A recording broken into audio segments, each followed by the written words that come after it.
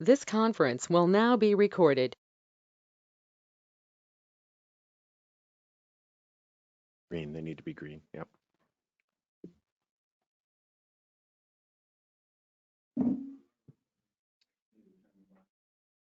Okay. The time being 4:45 p.m., I'd like to call the meeting of April 21st, 2022 to order. Before we get started, if you are joining us virtually, please mute your microphone during the meeting unless you want to speak. Otherwise, background noise will interfere with the meeting. We'll do Pledge of Allegiance to begin.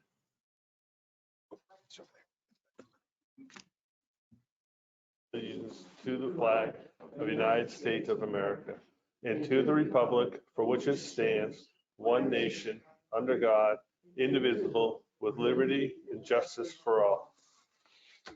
The flag is so far away. No, not right in your face. So, first order of business this evening is to review and approve the minutes from the 4/7/22 meeting. Mr. Chairman, I spoke with Selectman Scanlon and he has a couple of corrections. Could we possibly table this to next week? I think that would be appropriate. So I did forget to announce, Selectman Scanlon will not be with us this evening. So if I don't hear any objection, we'll table the review of the minutes until the next meeting. I'm good with that. Good.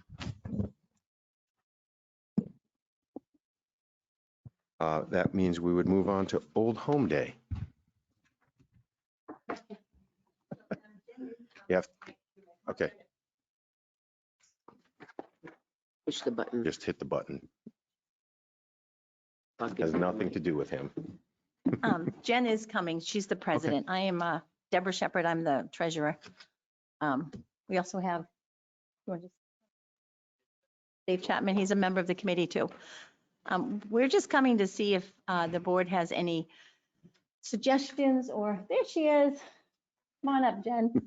Chair. We're just looking for some input from the board on Old Home Day. We've been told that we can't have it at the Pines because they're going to be seating.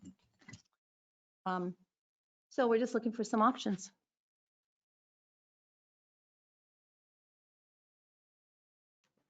Jennifer Wisenseat. Hi, Jen.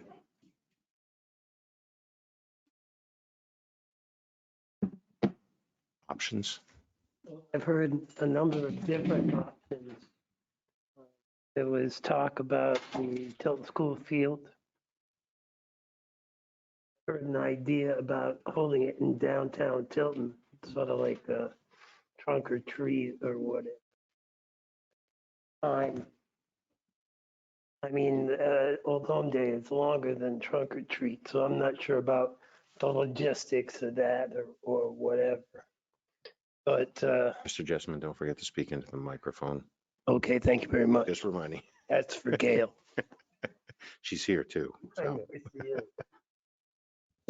But other than that, I don't know.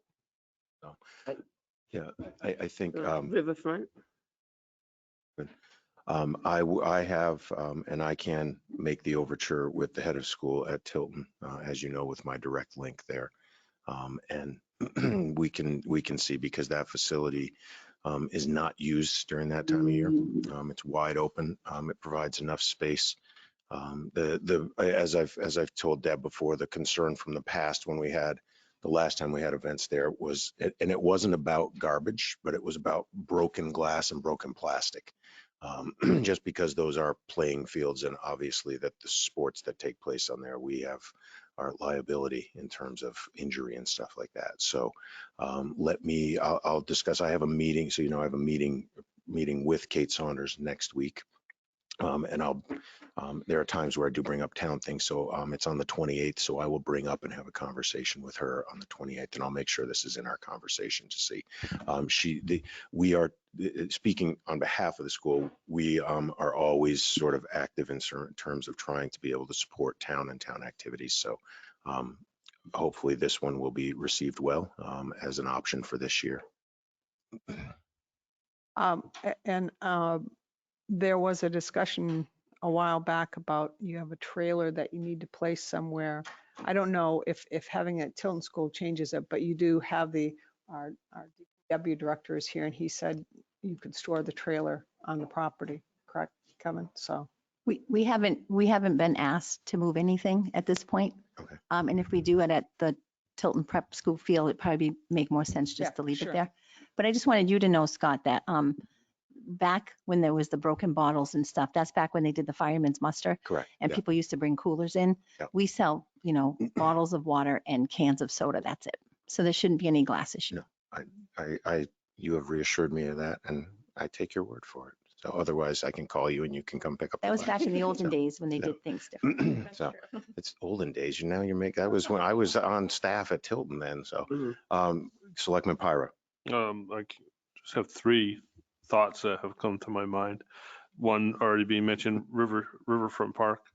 The other being the bottom of the hill near the amphitheater at the Tilton School. And then the other being right out here, which I know here is probably less desirable because you're pulling away from downtown, but it is an open field. Well, I think, and I don't want to misspeak, but I think that the prep school field would be our first choice. We also were thinking about Union Sanborn, that field behind the school, because you need a flat space for all the booths and the food vendors. The riverfront, I don't think that would work because of parking issues. And because it's so sloped, it might be difficult to get all the booths in there. Right, we have a significant amount of like elderly people that would walk around for the day, so that'd be. And most of them are the booth people too. A lot of elderly folks set up their booths. What's the usual electrical needs? We need electricity just for the announcing system Okay. at the trailer. And then we have one gentleman that likes to play music for us. He's like a one-man thing. That's the only rub at the Tilton School facility. We're only wired to there's the press box situated. That's as far as the wiring goes at that facility. Could it take 2 plugs or? Oh, easily. Yeah, Yeah, that would be easily. it. Yeah. No other vendors use electricity. Okay.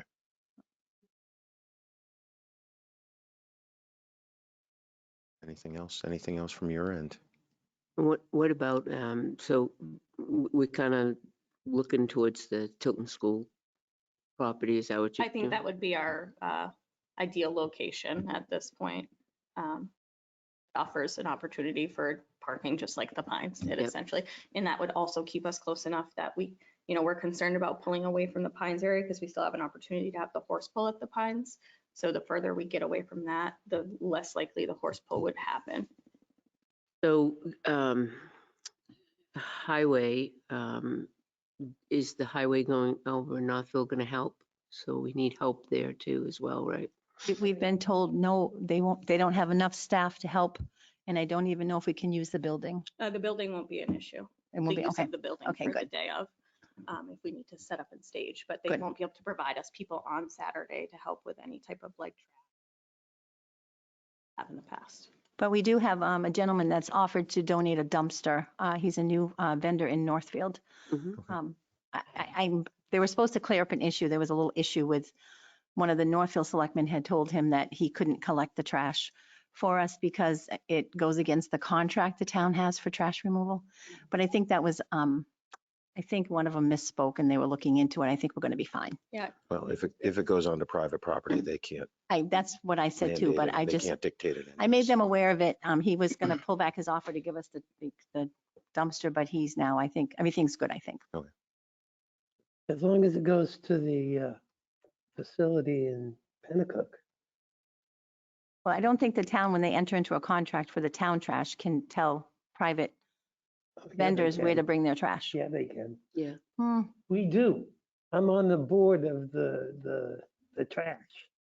And for a fact, we've signed an ordinance that all the town trash goes to Pennacook by contract. And I know Northfield is a part of it. So I don't know what they're thinking, as long as it goes to Pennacook.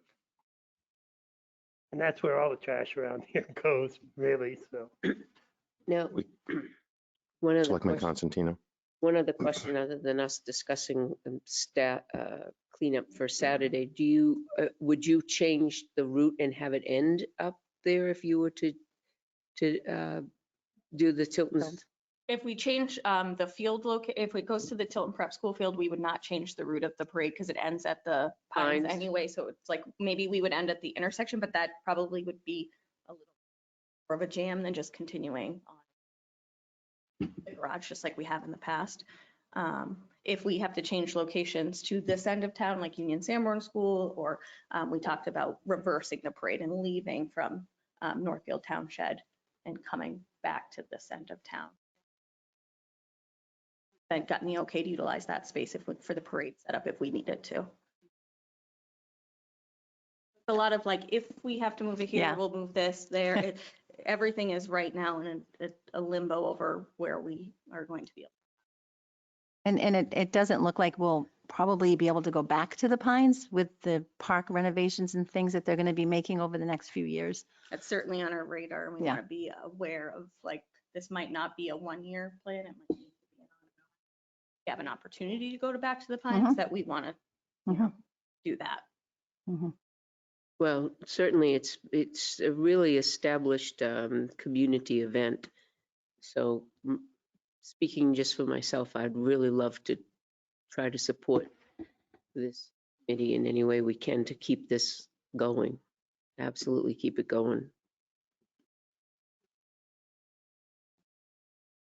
We'll do our So best. the sooner we know, the better. As I said, I 100% have scheduled a meeting a week from today in the morning, I think, with Kate Saunders, the head of school. So Awesome. So as soon as I get notice, I will we'll let Do you you know. think they'll have any restrictions as far as cars parking and like certain areas we can use? Should we just use the road? We can cordon off areas because we do parking for all our athletic activities. Okay. So there are spaces, and I can, if this works out, I can make sure that I work with them to make sure that we have it cordoned off and marked off where we can do parking.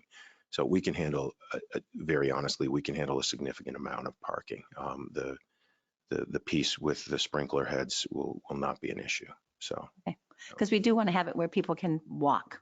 People come down Park Street and they just end up at the booths and the food. Yeah, it will be, I mean, very honestly, the parking access will be fairly easy because we've parked out toward the north end of the facility near where the softball field is and things like that. So there's capacity for a fair number of cars. And the other thing too is that we can also make what I call the back gate, which is near the railroad tracks, open and accessible if people are parking on Park Street or near, or they live in those neighborhoods and want to walk in that back gate. So I have the key to that gate so that we can get that open if we are able to use the facility. Awesome. So, yeah. That'd be So great. I'll let you know.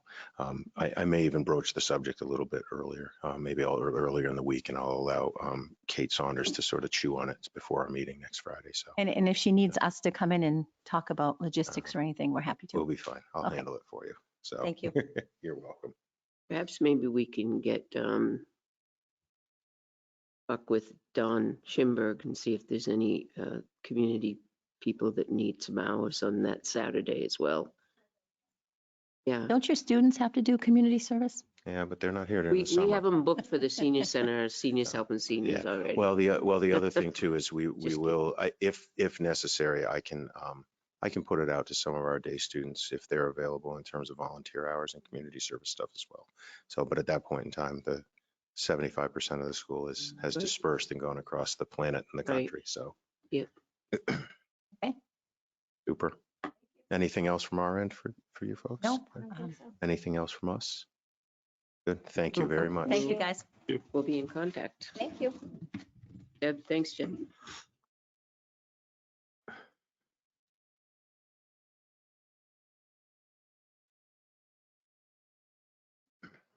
Next on the agenda are the bids for sweeping and paving. So what we will do, the process is that we will open the bids. We'll start with bids for sweeping.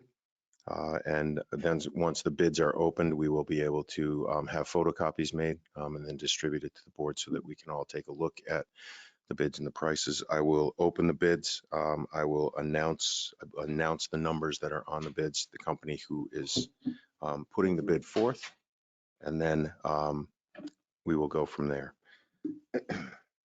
So first bids are the sweeping bids. The first bid that I'm opening is from Immaculate Power Sweeping.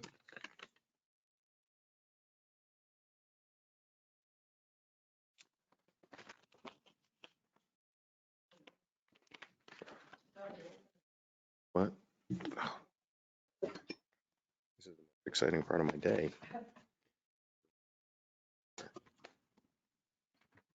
cut yourself. You have to do this? Officer? No, I don't recall. This one. Do I read them individually or do I open both and then what's the proper Sign them up for procedure? training on the opener. Individually. So again, the first bid is from Immaculate Power Sweeping. It says mobilization fee is a yes, and that's a flat rate fee of $150. Their price per hour is $152.25 per hour for power sweeping.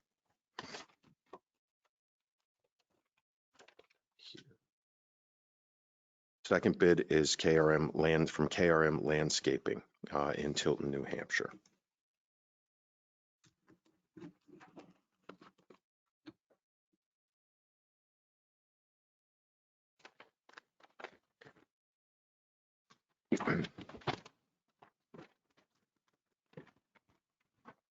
KRM Landscaping bid, mobilization fee. There is no mobilization fee. Price per hour is $185 per hour.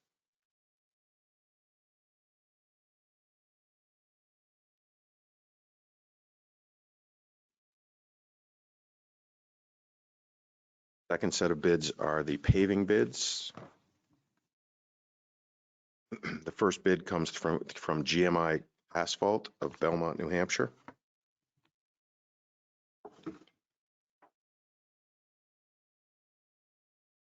Your fingers are awful close.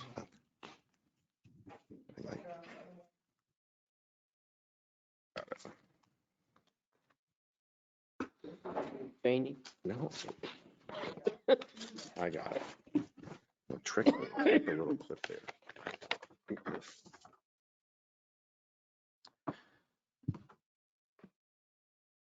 So, Select Board, we are looking to, with paving, it is Prospect Street, Chestnut Street, Daniel Drive, Pillsbury Lane, West Street, High Street Extension, Spruce Street, Poplar Street, and Maple Court.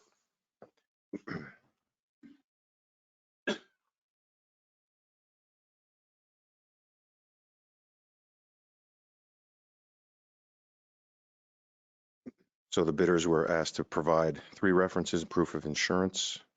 The total bid from GMI is $266,000, $266,240.08. Just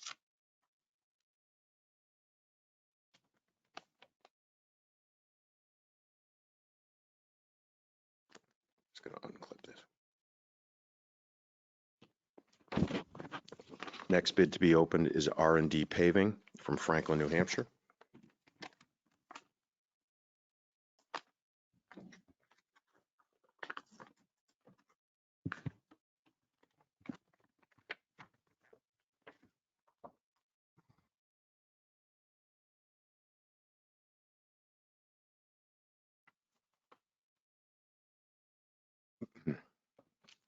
R&D's total bid is for $382,250.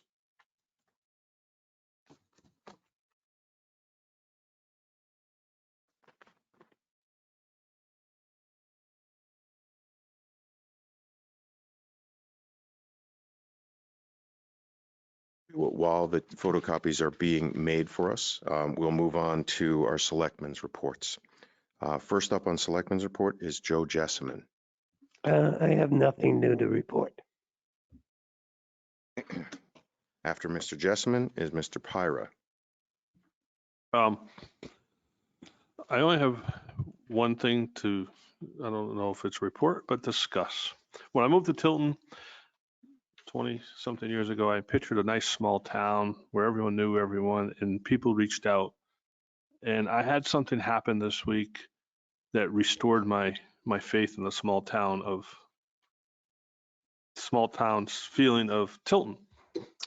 I got a voicemail at work on my cell phone because I don't really answer the phone at work because I have poor reception. And it was a phone call from our town clerk tax collector, reminding me that 1, I needed to register my 3 dogs, and 2, that 2 of my dogs, which I had completely forgotten about, needed rabies shots. And I can tell you that in the years I've had dogs, I have never received such a call.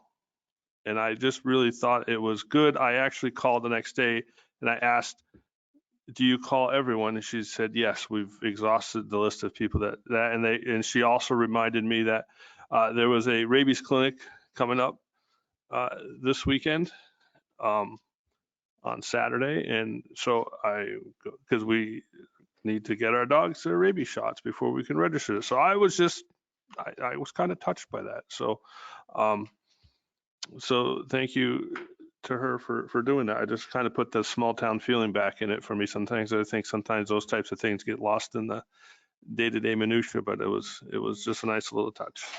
So other than that, I have nothing else to report. Thank you, Mr. Pyra. Mr. Scanlon is absent with notice to us. Selectman Constantino. Oh, Mr. Jessman.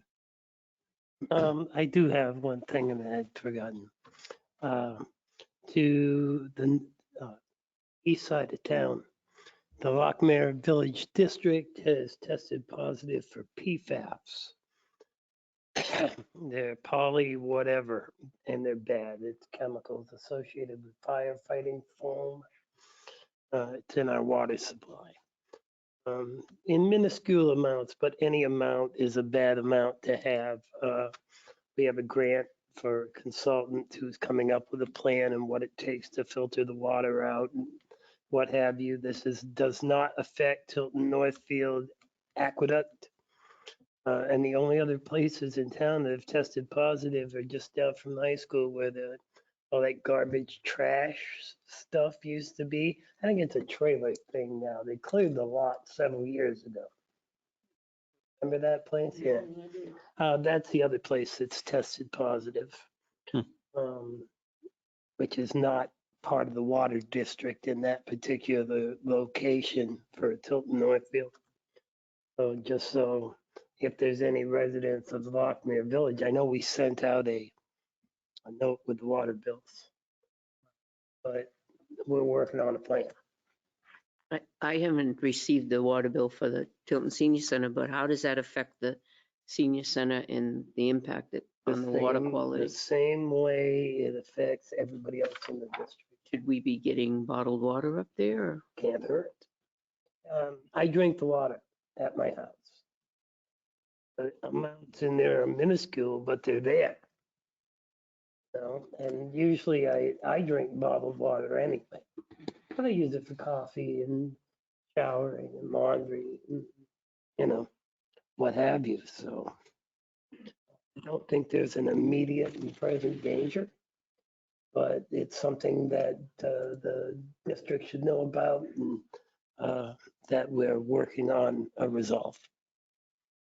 So that's my report. Thank you, Mr. Jessman. Selectman Constantino. I just have one quick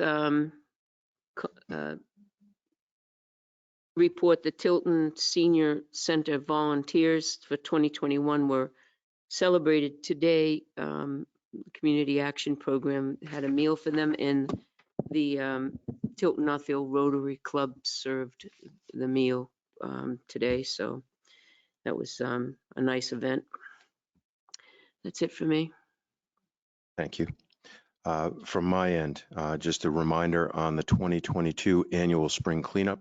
It's still in effect at the Tilton Transfer Station for Friday, April 22nd from 9 a.m. until 3 p.m. and Saturday, April 23rd from 8:30 until 4 p.m. We also need to consider Citizen of the Year, and the criteria per the Old Home Day is someone who is a volunteer, non-paying position. Receiving a stipend is not considered a paid position. I believe that we are supposed to, if we have nominations, that are we supposed to forward them to you, Jeannie? No. Granted. Okay. Okay. So, or do we want to open it? We shouldn't open it here. We need to.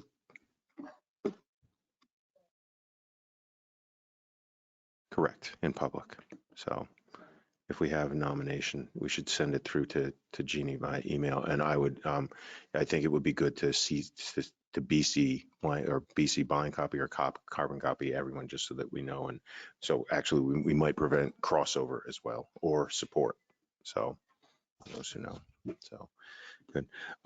Just a reminder that at our next meeting that we're going to go over and take a look at the goal setting report from 2019, sort of our view and putting it in our purview of what we may see as things to emphasize from it or add to it. I ask that we all take a close look at that as we come in, so that we can have a hopefully productive session. I won't use the word short to jinx us, but a productive session in terms of looking at goal setting on that. And for our next meeting of the board, we will get a legislative update from Representative Tim Lang. One more thing from me, again, a thank you. I've noticed I've noticed citizens on the road doing pickup and cleanup.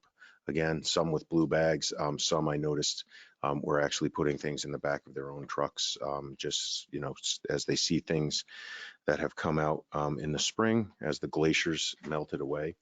So we, again, a heartfelt thanks to those people who just, you know, on their own time decide to do that for the community. Thank you.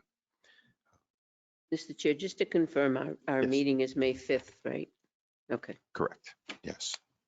May 5th. Mr. Chairman, Yes. I see that we have somebody here from R&D Paving, Yes. and I didn't know if the board, what your intentions were. I know that Kevin would like, if you can possibly tonight, to award the sweeping bid, because he'd like to get started on that. He said he could wait till the next meeting if you wanted to look more closely at the paving bids, but if that's your intention, I just didn't know if we wanted this gentleman to sit and wait. I'd like to take a look at them anyway. I haven't seen the bids. No, that's what I'm saying. Yeah. They're But you may not want to Well, just, not the- Sweeping ones we do. Oh, I'm not talking about the sweeping. you may want to look it over. I don't want to put you on the spot, so that was the. Can we hear from the director on the bids?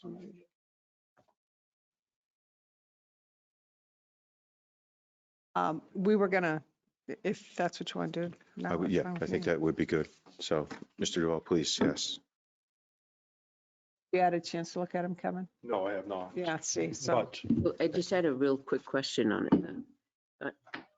On sweeping bid, when they say a flat rate, a mobilization fee, one is $150 flat rate. Are we looking at 3 or 4 days, or are we looking at a week, or It's 3 to 4 days, 3 or 4 days? depending on what's their work schedule. So what I've found with with contractors that come from a far distance, they tend to have shorter days. So it's less time in the field actually working. Okay. And the flat rate is $150 travel. So that's just one way.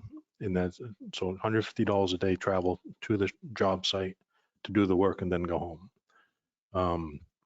Again, the shortened period of time that they're actually sweeping the road adds a day. So there's a lot to consider with that. And I'm not sure if that company drafts water from the river or if they're going to request us filling their trucks with our potable water at the DPW garage, which is also an added expense. Well, it says the company, part of the bid was the company awarded the bid must have the ability to draft from the river. Okay.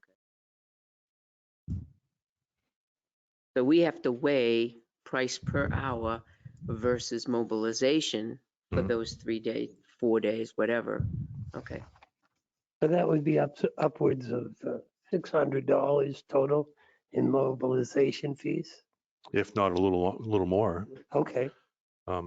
Because so the other part of that scenario is this year we had a lot of cold days where we had to utilize our sand salt mix.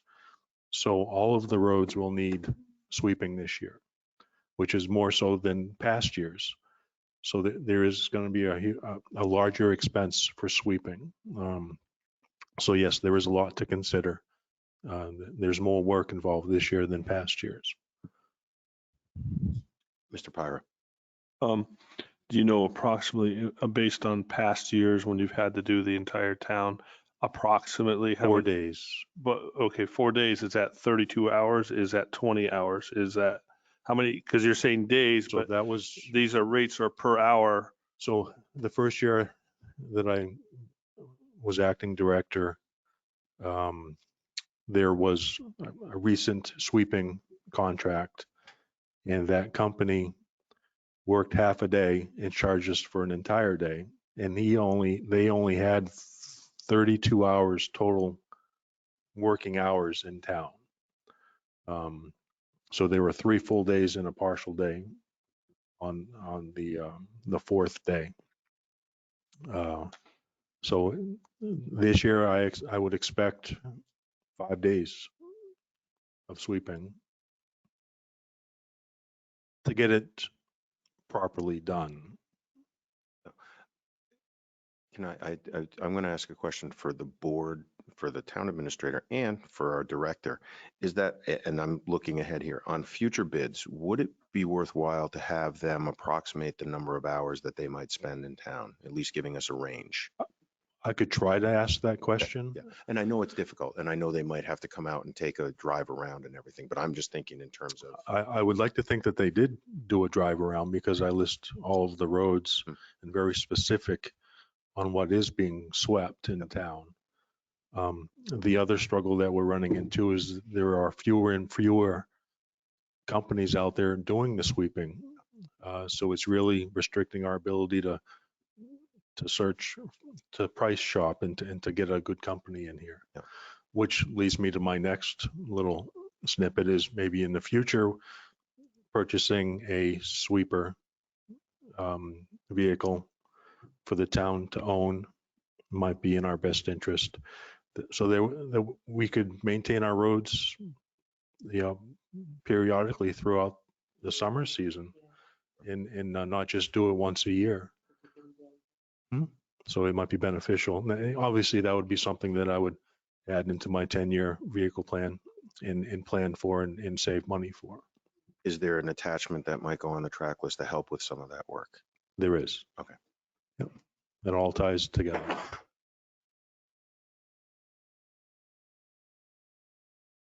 The sweeper attachment, I believe, was right around 19,000, because I did ask the salesman that question. This year's price is around 19,000. So the person who's charging the, or that Yep. could potentially be. For the week, yep. which would be offset by the second bid. Yeah, Mr. Pyra. Wait, I'm just clarifying something that you just said and what you said before I come up with my final statement. You just said $1,500 for 5 days. It says $150 flat rate travel per day. Correct. Yeah. No. No, it's said- one way. It's one way. Yeah. No, this says flat rate travel per day, not per trip. No, per trip, it's just For the day. paying one way, So it's basically. 75 So it's bucks or 150. whatever. So, Not the way back. No, it's so just to based get on here. the hours that you just told me, Mhm. because you said 5 days and I did 40 hours. Mhm. And what that comes out to with that travel fee is $171 per hour. That's what I got too. Exactly. So it's still a cheaper, even though it said, oh, there's a fee, so that might scare people, but it's still cheaper than the other bid. Did you, Mr. Jessman, actually, I'm sorry, you had asked. No, I just was gonna give the same information that Eric just did. Is that calculated on 4 days? 5 5 days. days. 5? Okay, 5. 5 days, Okay. 8 hours a day, or a total of 40 hours. But based on, So They're out of Pelham. If it only takes them 30 hours to do, then the rate goes up. right. now, the last time we had sweeping done in town, KRM was awarded the bid. So I can speak on our working relationship with KRM. KRM was willing to work through the midnight hours with a lot of the projects which would actually decrease their work time because they're not working around trash cans and traffic. He did ask if that was available this year.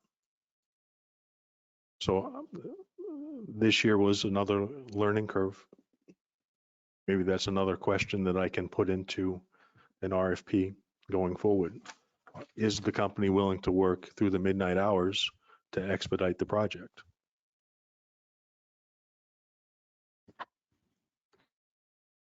think in the tree streets, you're gonna run into problems because they park on the sidewalks, they park Yeah. everywhere. I would have to go with KRM because I have working knowledge with them. But when it comes to the money side of things, obviously the other company is the way to go. I don't have any experience with them. Well, again, we've not only looked at money when we're choosing a bid. We look at experience and quality of service, location, and if we have a problem, can we pick up the phone and how quickly is this person going to get back to us to fix the issue if in fact we have an issue? So, I mean, we have to look at all of that when we do a bid. Not necessarily have we always gone to the person that's a nickel cheaper than the other, because sometimes it doesn't pay to be that person. It sometimes is the benefit for those reasons for us. Mr. Jessman. It's not a matter of nickels. I like the fact that KRM is a local company. I like to spend money locally, certainly. But if they both spent 40 hours doing this job, it would cost us an extra $560 because it's $14 an hour more expensive for KRM. If we're talking apples to apples and the streets are going to be equally well done, which I don't know this, and I don't know about the other guy working overnight to help facilitate. I don't know any of those answers, but it's still $560. Sounds like more than nickels.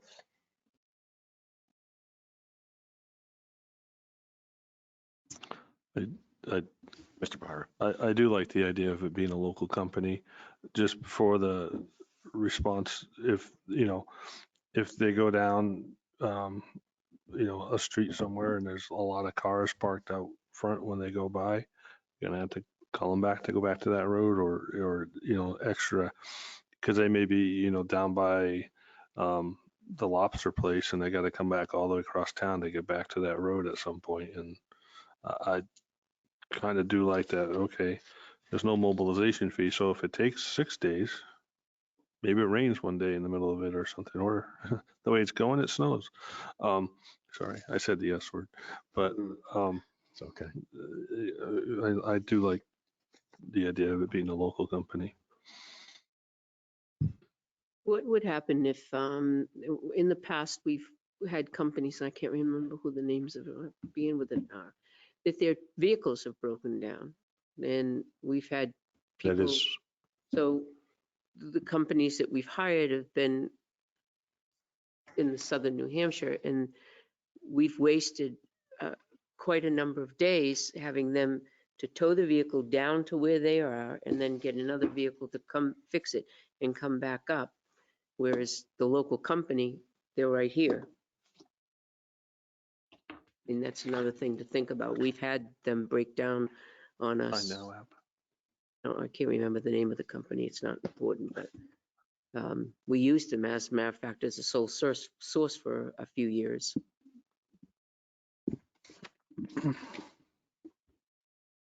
Mr. Pryor. I'd like to make a motion that we award the street sweeping contract to KRM Landscaping at a rate of $185 per hour with no mobilization fee. Second for discussion. Motion and a second. Is there any discussion?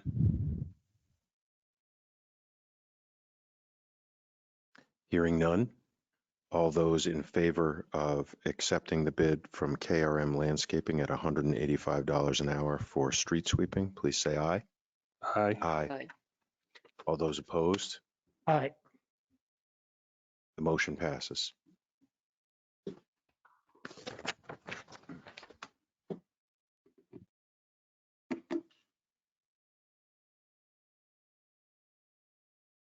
Thank you.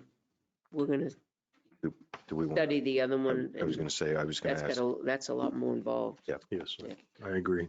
No, And John's not here. I no, don't think we John would Yeah. probably like quarter to of a take a look million at it as well. dollars without. I would feel comfortable, since that is a large investment for the town and there's a lot of things to think about, that we just For the next think meeting. on exactly for the Okay. next meeting and because I want everybody to feel good about this project. Okay. It's going to be a lot of work. Okay, so I think that on the recommendation of the DPW director, obviously, so we can review the bids and all of us can review the bids, and Selectman Scanlon, who will definitely want to see the bids as well, that we put that off until our next meeting and making the decision on the bids for paving.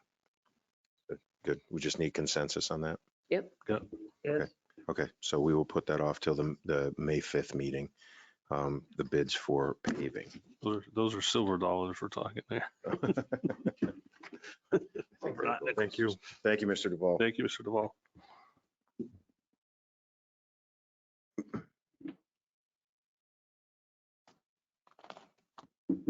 Mr. Jessamine. I have a question for Director Duval. Not so fast. You thought you were Timing getting is off easy. everything, buddy. I couldn't help but notice that the ice rink is still laying on the ground out here, and I was wondering about what the timing is on that.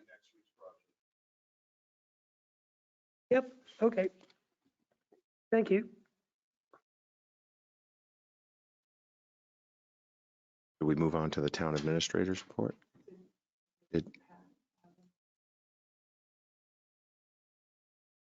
No, I was all set. Yeah, thank you. No. Excellent. So, you're not supposed to mention time. Okay, that was. So you all.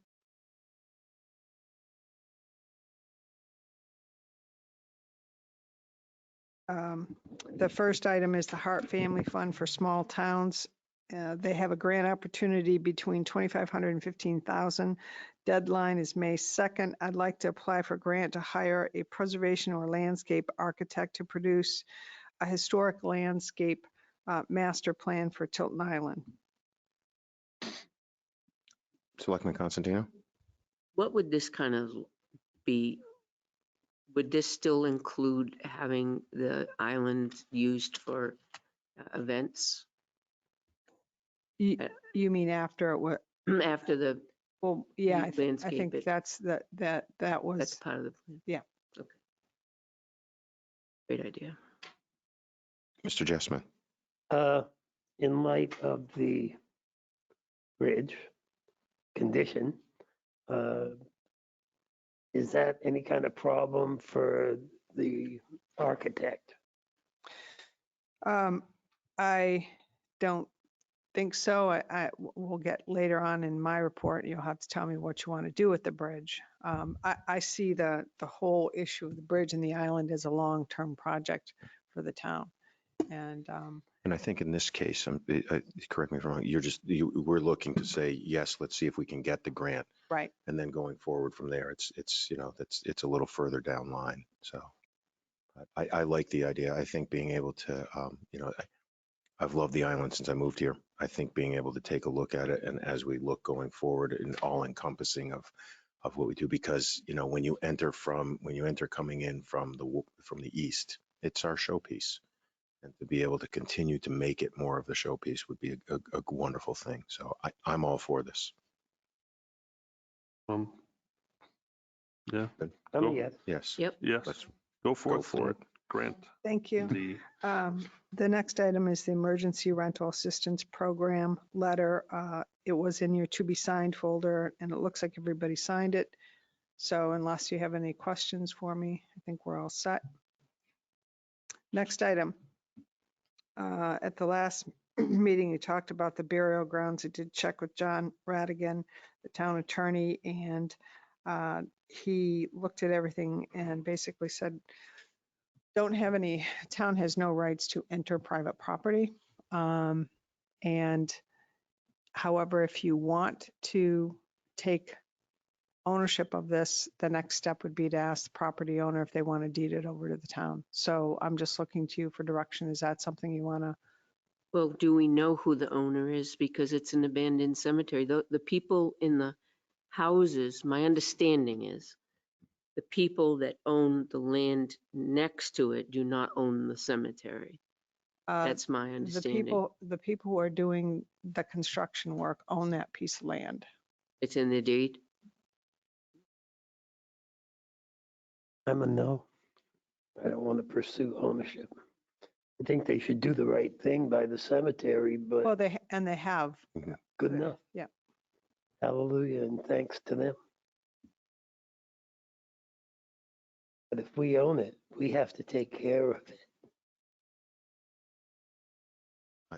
I agree with Joe. I do, my historical side of it is I wonder if they know what the historical significance of that, because I believe Pat had briefed us on the fact that these are some of the very early settlers, or the family of very early Yeah, it's one of the settlers. first settlers in Tilton. Um, It is, one of the first settlers in Tilton, but I still question whether or not the right thing is to put, they're still going to end up putting things on that cemetery as far as utilities to be attached to the house and stuff. So it's a concern of mine. And, if they own the property, there's nothing we can do about it. It's an historic piece of property. I certainly don't, I myself would love the town to own it because it's of the historical value of that. I don't want, it's one of the first settlers in Tilton. We should be protecting it, and we're not going to be protecting it if we allow somebody with their utilities in the close proximity of what they need to put on it, that propane or gas tank, whatever that they have to put on it. It's very, very close to the house, and that doesn't give me a warm, comfortable feeling knowing that we as the governing body are allowing that to happen with the early settlers. That's all.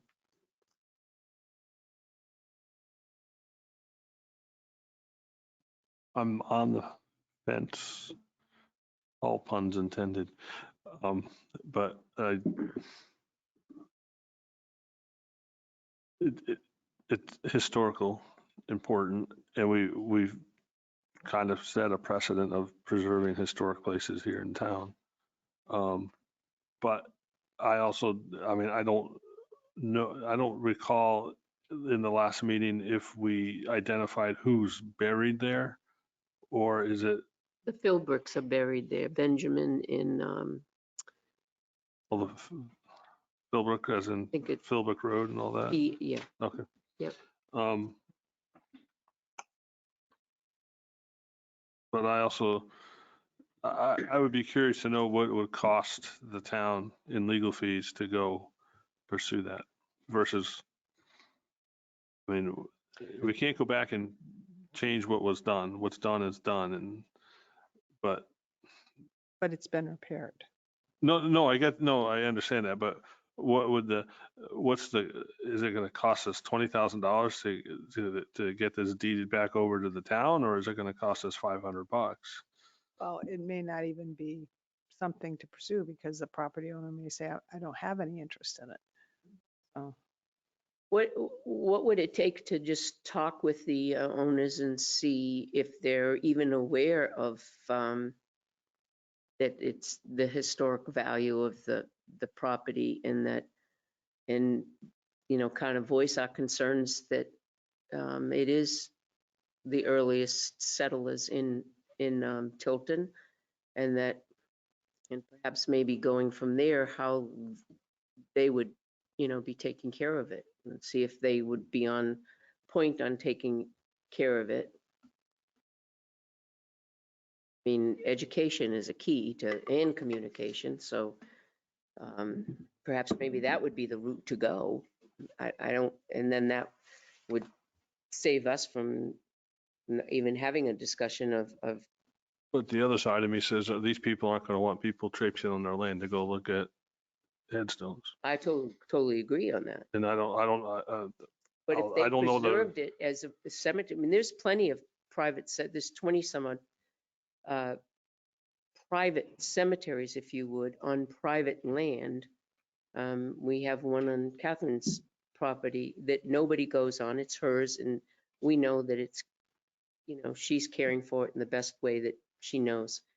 But if we educate people on the history of it, perhaps maybe they would do the exact same thing. So that's what I'm saying. I was thinking, I was thinking as Pat was speaking, as I wonder if this might be a good chance for the select board, a little bit of partnership with the Historical Society, and them to be able to just, sort of give us the background of who may be there. And then if we as a board were to just send a letter to the property owners, outlining what Pat's saying is sort of, here's the history of it. And we as a town would really love if you could preserve it, as it should be preserved. So, Friendly note. or could it be A exhumed and positive. put on display in the Tilton Historical Society location? it's, Yeah, that's what I thought you said. no, we're good. I'm not I there. think that's a So no-go.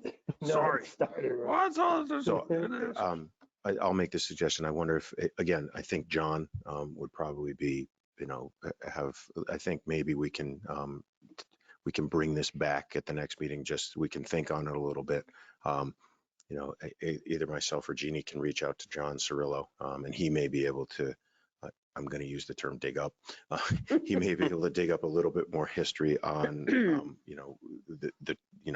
what's there and who was there, just so we could have it. But I do agree that I think educating the folks who own the property that it's on as to the historical significance would help in sort of preserving it and helping them understand what it means to the town. So. Might also want to reach out to town clerk tax collector who has like 40 some odd years on gravestone history. That's that too. There we go. Because I forgot to. Okay, so are we all good that we'll move forward, taking a look at it? Sounds like a plan. And use it as a good hopefully a good educational And I'd piece. be So, really happy to find out what those graves are about. yeah. Mhm. Jeannie, does that sound good? Is that good from your end? Plan. Okay. But if they had a TV, girl sitting in front of the static around it. Next item on my action list is a draft agreement between the Tilton Historical Society and the town. Certainly, you don't have to decide on this tonight if you want to take some time to look at it, but the language is drawn from an email that John Cirillo sent me, so I tried to incorporate as much as I could. It's not a long, lengthy agreement, but it is. So I don't know what the board would like to do, if they want next meeting and decide, or and John has not seen this yet either. So And I don't see it in my binder. It's right after Right after her town her town administrator's report. Right. Welfare. No, Oh. Never mind. I like it. I just would want to have John's input and. Yeah. I'm with Eric. I like it too. I did review, and maybe it would be appropriate to have John Cirillo look at it as well. So they're eventually, good news about the Historical Society. They did have a meeting at the mansion, at the Tilton mansion last week, and they are going to eventually, when all the work is done there, have their own permanent home there. So, which will be a good thing. do you want me to hold this till the next meeting? Yes, please. Want me to go ahead and send a copy of it, the draft, to John We would Cirillo? like to, I think it would be appropriate to send to John. Yes. Okay. Mhm. Yeah, I like it. Next item, Tilton Island Bridge. And we had a discussion about this at the last meeting. Board, I think some decisions. I heard from the last meeting that, but I didn't hear everybody speak, so I don't know that there was consensus or a vote, but what do you want to do about the bridge? Do you want to start the process of looking at what it's going to take to preserve and restore it? Yes, Or as replace it, opposed to let it eventually fall in the river, you bet. or replace it with a new bridge? Bridge is going to cost about he said like $300,000 or $400,000. Cost $500,000 to fix the bridge. And I think that bridge is very important. Only one of its kind left in the country. There is that, and that's good for everybody else, but for us, it's been there for all of these years. And if it can be fixed, I would rather that we fixed it. Carter? I would say let's look at fixing it, but at the same time also, just while it's being fixed, or if we look, there's safety concerns, look at borrowing a bridge if we So, can, or. yeah, so let me just explain. Is that- Because it's got layers of paint on it, and the cross bracing, there's some real damage to it, that what the assessment recommended was actually taking the bridge and moving it off-site someplace where it can be repaired. So somebody mentioned the forestry lends bridges out. They have not responded to me yet about that. Leanne, I believe, had mentioned that. So I don't know if I have put a call into Okay. the forestry and haven't gotten a response back from them. So, and then there is a bridge that is too long that was used as a temporary bridge in Peterborough. So I don't think that's going to work for us. So I'm waiting to find out if we can find a temporary bridge. If we can't find a temporary bridge, and that means if we remove the bridge, the access to the island, there is no access until the bridge is repaired. And that could take anywhere from a year to 2 years. In the meantime, so what I'm hearing you say is, yes, let's preserve the bridge. And there's an awful lot of grant money out there. So I feel pretty confident that it won't all be covered. I mean, the town's going to have to, put some resources to it, not this year because it's a long process. But the concern I have is about the safety of the bridge right now, because the assessment did voice their concerns. We had a bridge engineer give us a quote of what it would be to do a structural analysis, but he read the assessment and he felt the same way, that it wasn't safe. So I reached out to our insurance company to find out if we right now we have a sign on both sides of the bridge that says no congregating, because we did that last year. But, do we put another sign out that says pass at your own risk? Or do we just say this bridge isn't safe, we need to shut it down? And I think obviously the insurance company likes the idea of not having a liability for the I town. gotta tell you, the fact that we're scheduled to have 8 concerts on that island, and as a consequence, hundreds and hundreds of people cross that bridge. That's bad.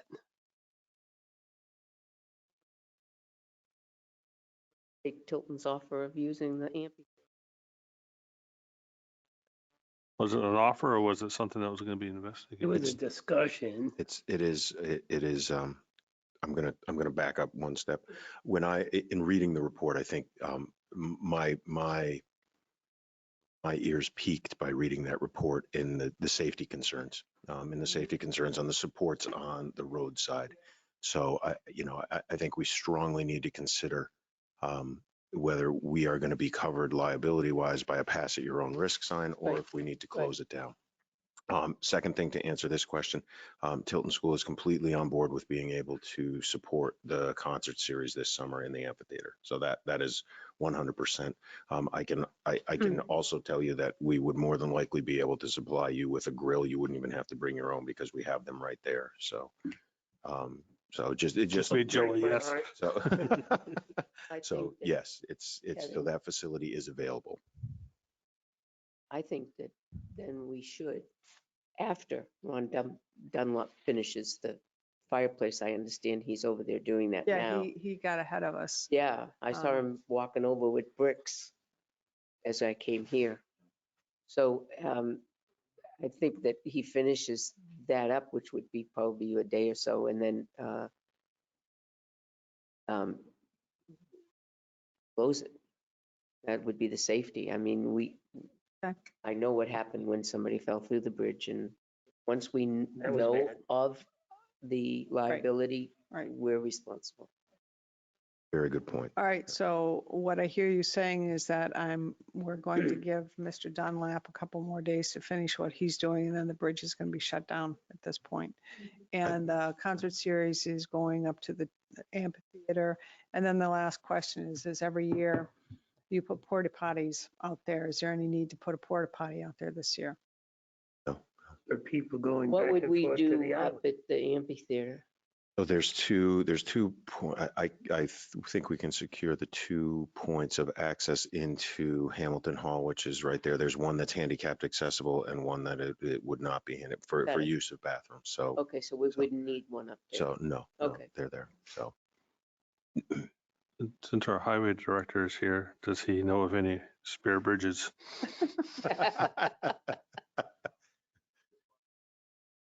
Well, it's two, yeah, I just didn't know. I mean, you look online at some of the snowmobile clubs sometimes and all of a sudden there's a bridge or maybe I just looked out in the audience and I see our state representative there. Maybe he has connections to people that might have a temporary bridge.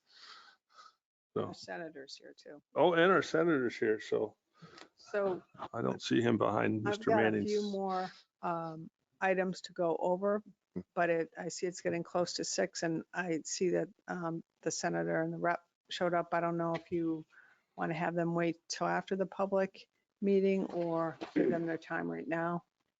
I have 12 minutes. So, But if you start them, we have to cut them off. Start them, we have to cut them off, and that's Have to. even more rude Okay. than. yeah, I agree. All right, I think- then I'll continue. Lamp posts. So one of the items that we talked to the board about using some of the ARPA funds for is the lamp post that we want to put over there at the Winnipesaukee River Walk. Is that right, Chairman Is that, Ruggles? you know what I wanted to call it, but Yeah, well, I thought that's what it was. I thought we were going to call it True Green True Green, okay. Terrace or something. So you something know like where that. the True Green. The True Green part. So we got a quote for The lamp True Green posts, Trail, that's what it was. Sorry. including the hangers. And the idea was to, so you don't have any, we're not going to have trees there. You're going to have a walkway. Kevin's going to finish that this year. JP Carter would do the installation of lamp posts, and that's what I'd like to do, is use the ARPA funds for that. And it's probably going to be about $35,000. How many posts? I want to say they're like 15, something like that. A lot of posts. But the nice thing is these posts are, if at the point we get to a point where we want to put lamp posts on Main Street, it's a standard type of lamp, so you'll be able to match it. You won't have all different kinds of lamp posts. So the ARPA funds are for the electricity to go, it's the lamp posts including? Because it's considered, with the ARPA funds, it's about getting people outside, recreation, safe spaces. And so obviously creating a walking path and lamp lighting is creating that. And as you know, that our goal is from Riverfront Park to Tilton Island Park is creating a safe passageway all the way down from one park to the other. And this is one piece of it. So I'm looking for you to tell me to go ahead and order those lampposts. I love your ideas. I fully support it. Sounds like a lot. It does to me too, and I'll go back out there with Josh and look, but that's. That's a lot of posts. It is. But he had a lighting guy there. Look at everything, the height, how much light is gonna shoot down, and so that's what he said. But it sounds like a lot to me, and I'll go back and look with him. All right, the next item that is not on your list because it just happened today is Lieutenant Gilman received a call to let us know that the Tahoes from Massachusetts are in. Really? And we could have them as soon as next week, but they would not be ready for our patrol officers to use them until they're fitted up, and that would be at the end of May, because you know we have all the equipment sitting in a storage warehouse right now. Yep.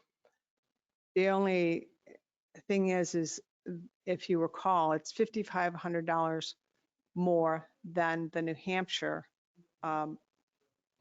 vehicles.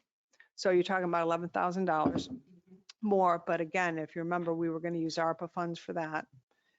And I did talk to Lieutenant about, I asked him to call McCulkin to find out when the New Hampshire vehicles would be ready. And he advised that September, they might have them. So the concern is, you know, are we going to get to September and they still don't have them? You have So- enough funds to get these two vehicles now? Yes. I don't see Tim, but we talked about it today. So we do have them. I say go Yeah. ahead.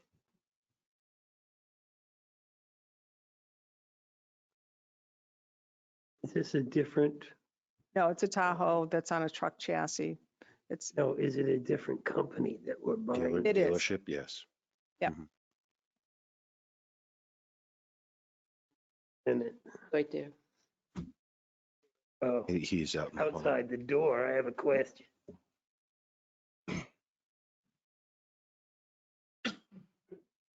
Again, even without the lieutenant, $11,000, is that what we're talking Yep. about here? yes.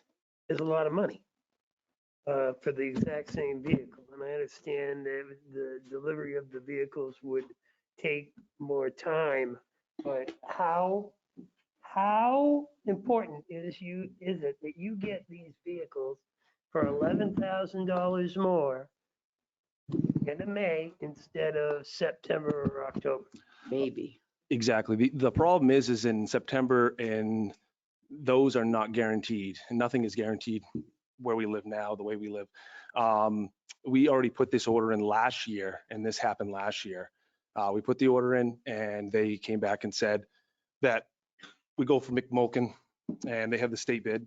So when they put this, we put this order in, they called us up and said that we were not going to get any vehicles up in this area. They all went to the southern part of the country, and we'd have to wait. And that's why where we're at right now.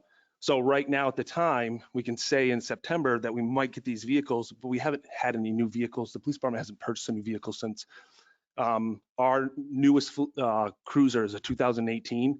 I think it was purchased in 2017. And the problem is they're tired. They're not a normal vehicle where our newest cruiser has 90,000 miles at this point, but that's miles that you drive. We go by hours. So each cruiser has an hour meter on it. For every hour that is on a cruiser or any car, it equals out to about 21 miles. So if you do the math times how many hours you have, you roughly have each one of our cruisers over 250,000 miles under what they say. That's opening, closing the doors. We have all the lights, all the electrical, all the other things that go into that. So to answer your question with that, to get those vehicles right now would would help because they're there and they have our name on them. The only problem is if we say no and we don't go with those vehicles, we just roll the dice that maybe in September we don't get another set of vehicles, and then that will push that to another year without another cruiser. Mr. Jessamine. Follow up. Is this $11,000 deal from the same company that told us that our cars had our name on them and they were on the lot?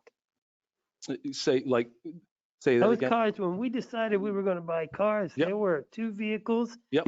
that were ready to go. With all we had to do was put Tilton on the side. Yep. Turns out that wasn't even remotely true. And I just want to No, know. it's not the same company. Okay. So the company that Felt deceived. Yeah, so the company that we went through with that one is because there were a couple companies that local police departments go through, but what happens is you get what's called a state bid. So we I all know about the understand state that, bid. yep. And so McMulkin for Chevy vehicles is the state bid. The problem is Liberty Chevy, and that's where these other vehicles are, is in Massachusetts. They don't have the state bid.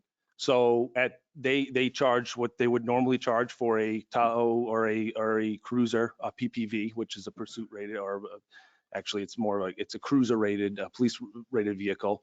And what would happen is that would normally be about $5,500 more for any other police department. But when you have the state bid, it obviously is the cost is less.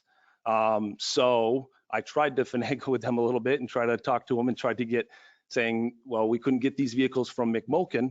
Can we get the state bid in Massachusetts? And they were not willing to do that just because it's Massachusetts and they don't have that and they just can't take off $5,500 per vehicle. So that, if that answers your question, it's a whole different area. It's a whole different, but they've kept to their word. They said that these vehicles would be in, and that was when the prior chief was here a few months ago, probably around the end of summer, and said that those vehicles would be here around March, April, and they kept to their word. For some reason, McMulkin is not getting these vehicles to New Hampshire. I don't know if Massachusetts is in their list of them. So, And this is your recommendation? yes, this is my recommendation.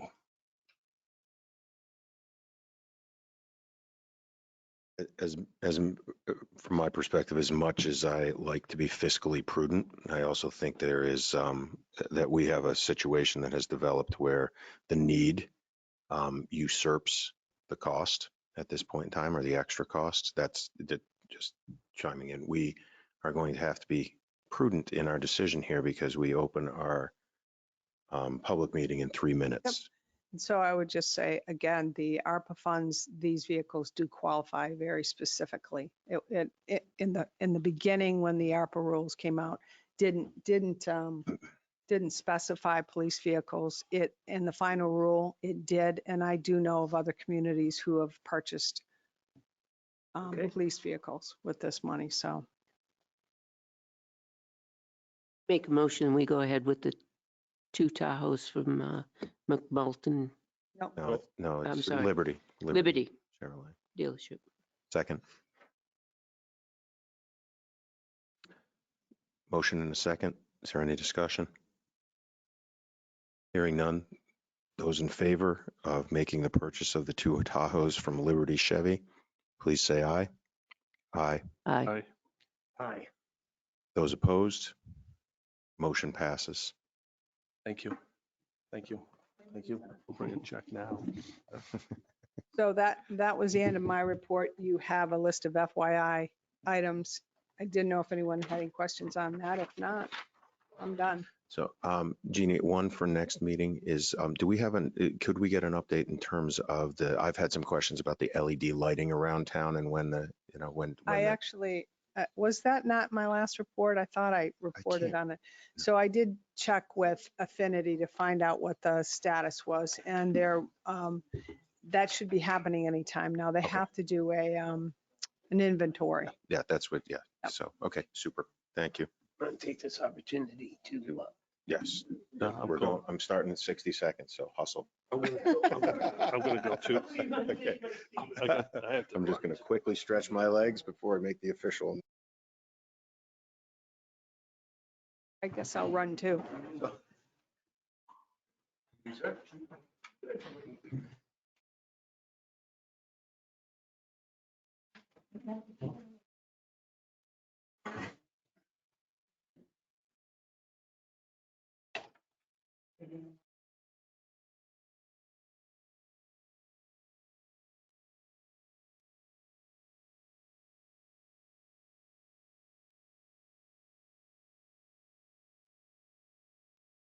We have a sign in.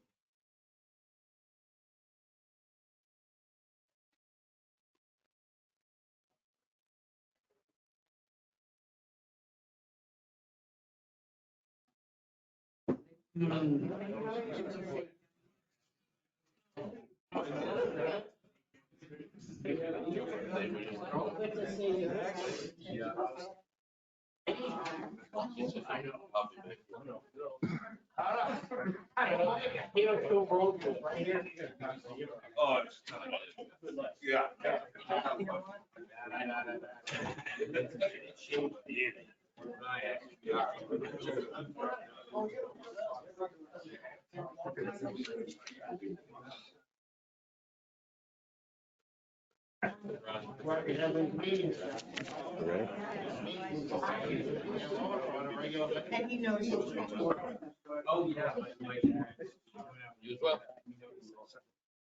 No pizza. I always see you at pizza. I know. Okay.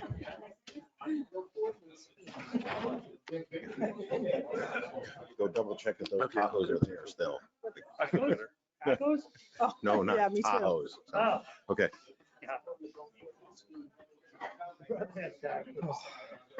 have a taco too. Good evening, everyone. The time being 6:02 PM, I'd like to open the public meeting on Caleb Hill Road. You might have to hit the, Hello. I've got it. Hello. no, I just met you. Your gavel. Oh. We haven't. The purpose of this meeting is to get input from the community about the reconstruction and reclassification of Caleb Hill Road. First off, I'd like to acknowledge and thank Senator Gaida for spearheading the movement to get the money for Caleb Hill Road. So people know, the New Hampshire Department of Transportation has submitted to the town of Tilton a project agreement to reconstruct and to reclassify Caleb Hill Road from Clark Road north, 1.97 miles to the San Bernardino town line. The state share for this project is $3.25 million, of which there is no requirements for a local share. However, any project costs in excess of this total would be 100% funded by the town of Tilton. The New Hampshire DOT has agreed to bear the costs to fund an engineering estimate not to exceed $100,000. Should the estimate for the construction exceed $3.15 million, the balance left after the $100,000 estimate for engineering study, the town may decline to initiate the construction project. In the event the town declines, the department will reimburse the town for the engineering estimate up to $100,000. During the construction phase of the project, the department will reclassify the highway from a Class 2 highway to a Class 5 town-owned and town-maintained highway. Caleb Hill Road beginning at Clark Road and proceeding 1.97 miles to the San Bernardino town line, just as a reminder. With us this evening are Tim Pearson, who has and knows the bonding issues, Kevin Duvall, our DPW director, and myself in terms of general concerns. And we will all be available for questions, as well as our town administrator, Jeannie Forrester. I'll first ask if any of the selectmen have comments. Yeah. And now we can open it up to any public comments, questions, or concerns. And we ask that you just please state your name and obviously where you live, even if it is Caleb Hill Road. So. Dennis Manning, 56 Caleb Hill Road. I know, what was it? 4 or 5 years ago now, 6 years ago, there was 1 point what million that was it appropriated? 2.1 million? Okay, where does that funding sit right now? Did we ever find it? Did we ever fund it? Or was that just, I know we approved it at a town meeting, so I'm not sure where it went from there. I know there was no road work done. We had approval to bond up to that amount of money. We did not bond any money for it. So that's where that happened. The state actually took the funding back. Project.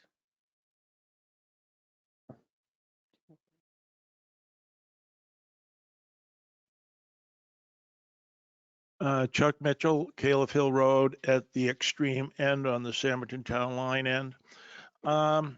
My major concern, I think, is when this gets turned over, if we were to go through with the project, it gets turned over to the state, any kind of estimated costs of annual maintenance, any kind of guarantees that we would get during the construction that all appropriate and proper drainage would be done, because that's been one of the causes of problems in the past. And also, I have seen a lot of projects done in this general area over recent years where they bring in the high-end rototiller, throw down a little gravel, throw down some asphalt, and then they say the road's reconstructed. And I do know proper road construction requires excavating several feet of material, removing large boulders and rocks, and then the appropriate kinds of fill being used before the asphalt goes down. And if we could be guaranteed that the road would be properly reconstructed, then I would support the project. If it's not going to be guaranteed with that kind of a quality, then I would be personally opposed to turning that road over or having the town assume the responsibility. Town Administrator Forrester. Sure. Thank you, Chuck. So the terms of the agreement, if we were to sign that agreement, is that the town will become the project sponsor. So our DPW director, myself, Tim Pearson, our finance IT guy, we would all be involved in that process. We would, being the town, hire the engineering firm to do that work. I think the concern we had in meeting with the engineer and talking with the state is the number that they're talking about could be woefully short of what it's going to take if we want to do this, to your point, the right way. Could be very much more expensive, and we would be left bearing that cost.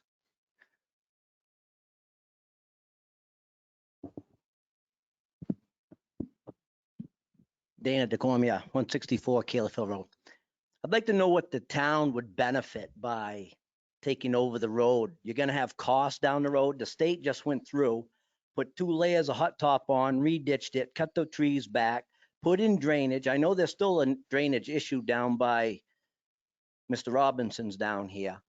But going forward, if you take it over, I don't see, now the state goes through, they need to cut trees back, they do. They mow it. You got to mow it every year. And they've done a lot.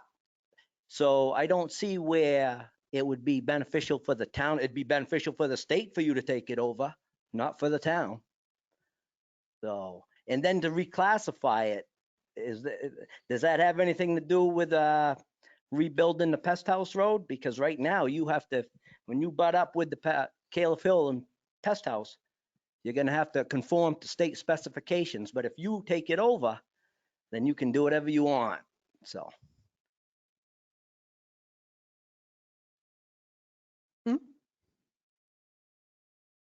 I don't know if you want to hear from Kevin. Oh, Tom. Mr. Damon.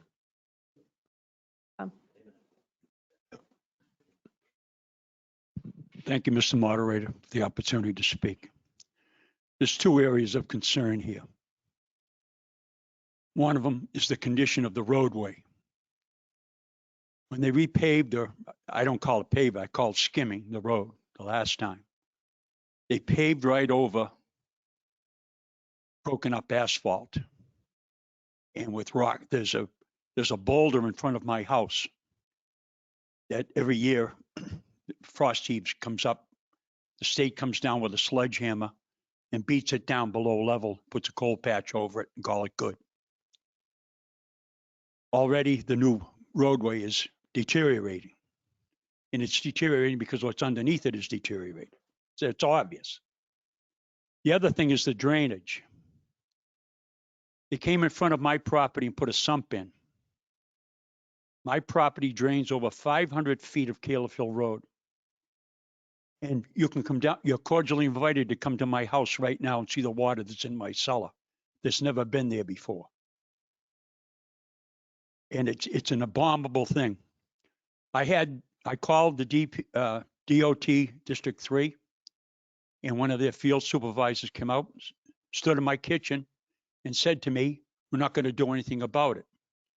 He more or less said to me and my wife, TS, and that doesn't mean turkey sandwich. And do you think I'm upset about it? Yes, I am upset about it. Every time it rains, my front lawn gets flooded. The value of my property deteriorates because they refuse to do anything. I called Senator Lang. He did nothing. I called him. He said he'd call me back. He'd do something. Nothing happened. So I have a jaundiced view of what the state's going to do.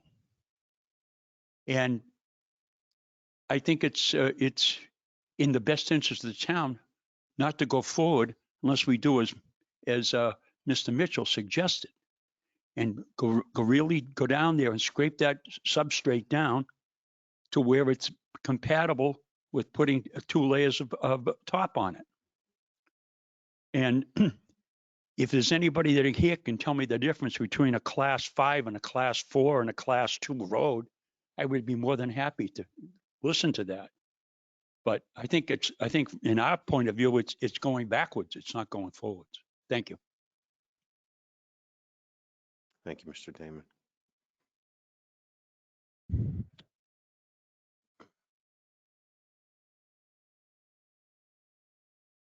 Mike Robinson, 46 Caleb Hill Road. I have mixed emotions on the whole thing. I've lived up on Caleb Hill Road for the last 45 years, and I always referred to Caleb Hill Road as the road that nobody wanted.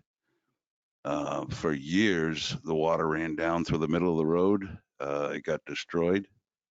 Last few years, my hat's off to the Tilton DPW. Snow removal in the last 2 years has been fantastic. They're more timely. They're doing a better job. It's almost like they care that we're there now. And so my hat's off to them. Again, I have mixed emotions, and some of them are a little bit selfish, and I hope my neighbors don't get upset with me, but I don't care if we ever fix it in one respect, because I live on what's referred to as the drag strip.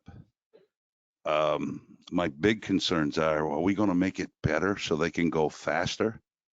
There isn't a speed limit sign on that road. What's the speed limit? I'll tell you, for the bad boys with motorcycles, it's about 70. For the soccer moms and the soccer dads trying to get to work in the morning, it's about 50 by my house. My son grew up there. My grandchildren are there. The other night, I finally talked my grandson in to help me pick up sticks. Yeah, I'm the one with the lawn. And 2 motorcycles went flat out. I got out as close as I could to the stone wall, directioned them to slow down. And he raised his hand, but it wasn't a wave. So my concern is, granted, I'd love to see the road get repaired. I'm really concerned about the traffic and the speed limit. Can we get more of a patrol up in that area? They're welcome. Again, my hat's off to the Tilton Police. I think they're A1. I know they're busy, and that right there, the drag strip. Again, it's not just the bad guys. It's the soccer moms at 6:30, 6 o'clock in the morning coming by there at, I'm guessing, 50 miles an hour. We repaired Clark Road in Colby, and guess what? It's now a shortcut to get around the morning traffic in Tilton. And if you come to the end of School Street and you look both ways and you still look down towards Clark Road and you go, they come right up over that hill. And again, I couldn't see them. And there's a hill on either side. I couldn't see them. And guess what? I got waved at and blown a horn at. So I guess my concern is I'd love to see it get fixed. I'd like to see it get fixed. All right, the DOT was up 2 years ago. They ditched it. For years, it wasn't ditched. And it's good to see the concern. But boy, I'm worried about the traffic, and I don't know. Can we put speed limit signs up? I don't know what the speed limit is, but I'm hoping it's not 50 or 70. Thank you.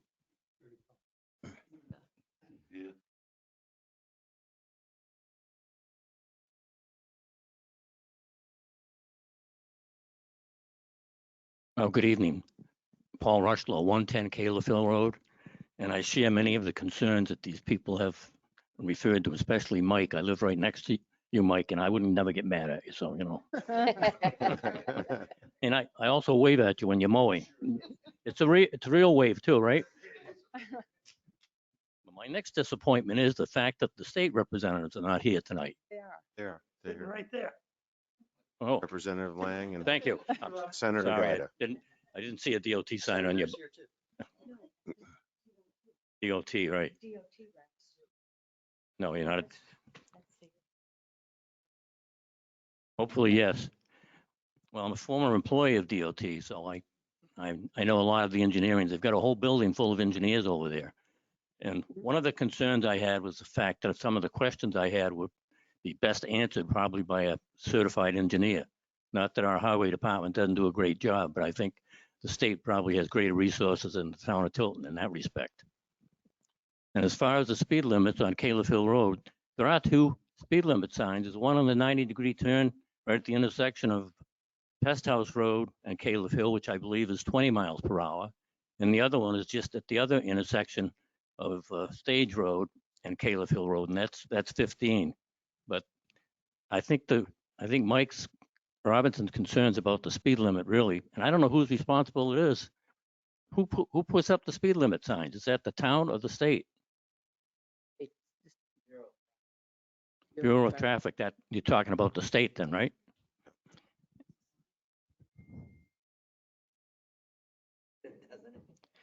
And getting back to some of the other concerns about Mr. Mitchell's concern, you know, if you're not going to do the job right, then you might as well not do it at all. Again, I think if you plan to have another meeting, I hope this time you bring representatives from DOT. Thank you. Can I speak to that? Yeah, Town Administrator Forrester. So just again, to be clear, DOT is not in the agreement that they spelled out with the town. They are not having anything to do with the reconstruction of this road. They're putting that on us for us to find the right engineers to do it the right way. And so at the very least, if it gets done by us, it's going to be done correctly. But the problem is that the fear is it's going to be a $5 million project, not a $3 million project, which is the money that Senator Gaida got for the town to have this done. So it's not, DOT could be here, but they would not be involved in the reconstruction of the road. Well, that's what we fear, right? But I do want to just say, if you don't go forward with it, I just want to acknowledge, I think it's really important how big an effort I know that Senator Gaida had to go through to get the money for this project.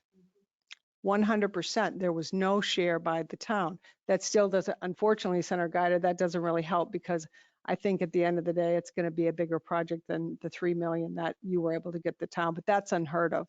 What he did for the town of Tilton to get that money with no match is unheard of. I mean, when we spoke to DOT, they really couldn't understand. They had never seen anything like that before. But again, the other concern is they seem to really want to get rid of this road. So. Yeah. So just from the perspective of the board, in our multiple discussions about this, as Town Administrator Forrester has outlined, is that we know and we know that we do not want to endure a massive burden over and above the money that has been procured for this project from the state. And as Mr. Mitchell articulated, and it's the same feeling that is around the table, and Selectman Scanlon, who is not with us this evening, is that to do if we were to do this project, if the project were to take place, we want it done right. We've also taken into consideration the additional expense that it would be for the town, maintaining the road, taking care of, as people have outlined tonight, the mowing on the side of the road, the ditching, the re-ditching in the years to come. So we're very, very well aware of the expense, not just the immediate expense and cost of the project itself, which we perceive will be far more than the money that's been procured for it as well. And Mr. Robinson, I'm not one of those motorcyclists who speeds down that road, just so you know. So you're welcome. I guess I can ask a question then.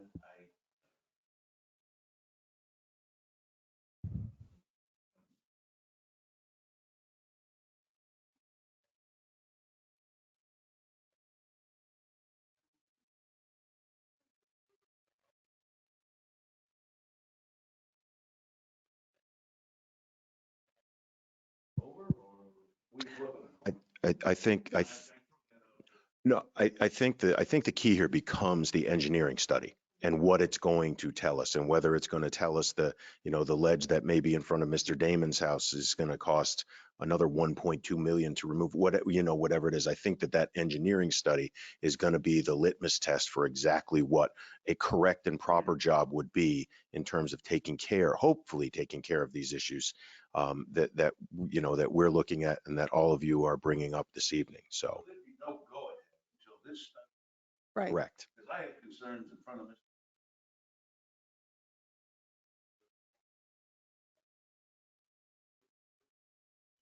Oh, an old stone.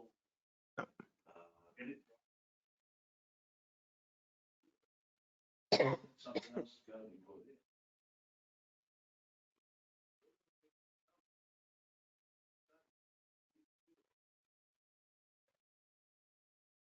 I would certainly back up. Yeah.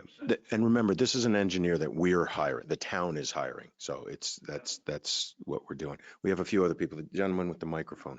Zach LaCroix, 321 Calefil Road. Is there any option to work with an engineering firm to figure out what the total cost of the project would be for the entire road, and then also work with them and say, okay, so if that's over our risk appetite, how much of the road can we do with the money that's already been guaranteed by the state, eliminating the risk from the town for having to pay any extra? I know that that's not ideal, but we could potentially take care of the worst parts of the road with the money that's already on the table. And then at a later point in time, the town could figure out a way to finish the difference. That's completely separate from a conversation of relinquishing the ownership of the road. Is there an ability to work with an engineering firm in that regard? I think there would be, but the issue is that if let's say we go through and we were to take a scenario like that, and if we take the money, we own the road. Mhm. That becomes the difficulty in this situation. So, and that's the codicil that's written into this, that if we accept the money, we own the road, which brings forth everything in the future.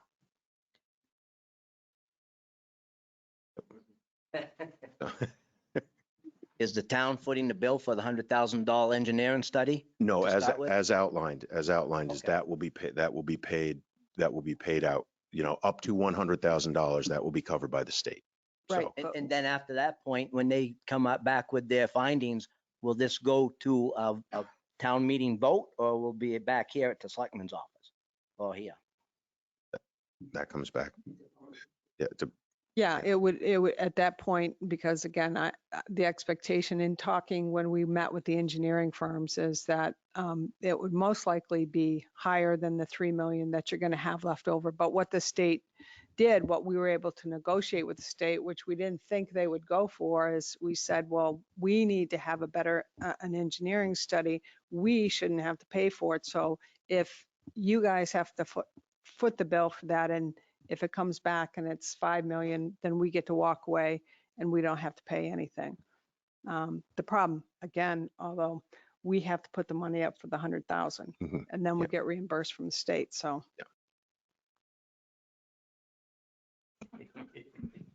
Excuse me. I'm really opposed to any money being appropriated at all from the towns incurring any engineering cost. I worked at DOT in the Morton building for 10 years. And I can tell you that there's a whole building over there full of engineers. And they're not all super busy, okay?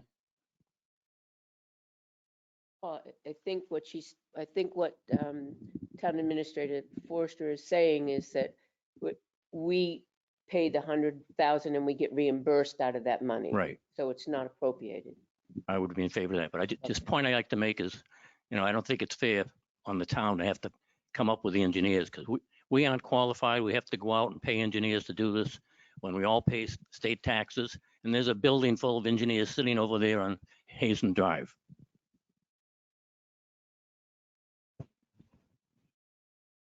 Yeah, I just had a couple more questions.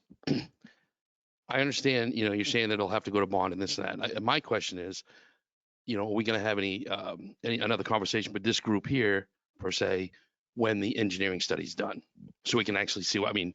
I don't want to find out the next time that it's a bond at the town meeting because it's really there's going to be no sense really moving forward if they're just not going to tackle the problems that need to be taken care of. And I think I echo the concerns of all my neighbors on Caleb Hill Road. I mean, we've heard it's the condition. You've got a lot of stuff that's coming up to the road, drainage being one of the biggest issues. I mean, I live right at the end, basically before you go down the first hill. So where I live, it's kind of like a quarter mile of decent road, but drainage is a nightmare. I mean, I paid 10 grand to have all the clay excavated out to rebuild that so I could get out of my driveway without sinking. And then last year, 2 years ago, when the state did all the ditching, they put in a culvert, and now I basically have a trough of soupy whatever they put in there. I mean, they came back and tried to do some stuff, but it's really wet. It's really muddy. I'm not sure if they made it better or worse. I mean, maybe not as much ice as there used to be, because yeah, that's my driveway when you go up a quarter mile, and it used to be nothing but ice all over the road. Yeah, so that's one of my concerns. I mean, we got to fix the ditches, we got to fix the drainage, and that's going to be a lot of money probably. So I just want to make sure that we have some input once this engineering study gets done, because what the engineers might think. Oh, one other question was, where's this 3 million some odd dollars? Was that just a spitball from the state? Oh, why don't you let? Do we have an idea? Center guy could probably answer that.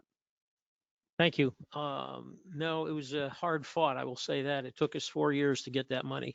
Robinson, what it's based on? Do they have an idea? Did someone look at It was an old It number. was based on an old assessment of the cost. Right. Yeah. And over the 4 years that it took to get the money over to you, that cost has risen. If I might, there's a couple of things I would suggest. There's about 36 million that we're sending back to towns and cities for roads and bridges. That's coming out of the surplus from this year. So you may want to investigate that. The other thing I would offer, and I'm not familiar enough, I don't know if ARPA would help out, but there's infrastructure and bridge money in the ARPA funds that are being sent from the feds. That might be a way to bolster the amount of money that you have. And I Yeah, don't know that. we didn't well. get that much. Okay. Yeah.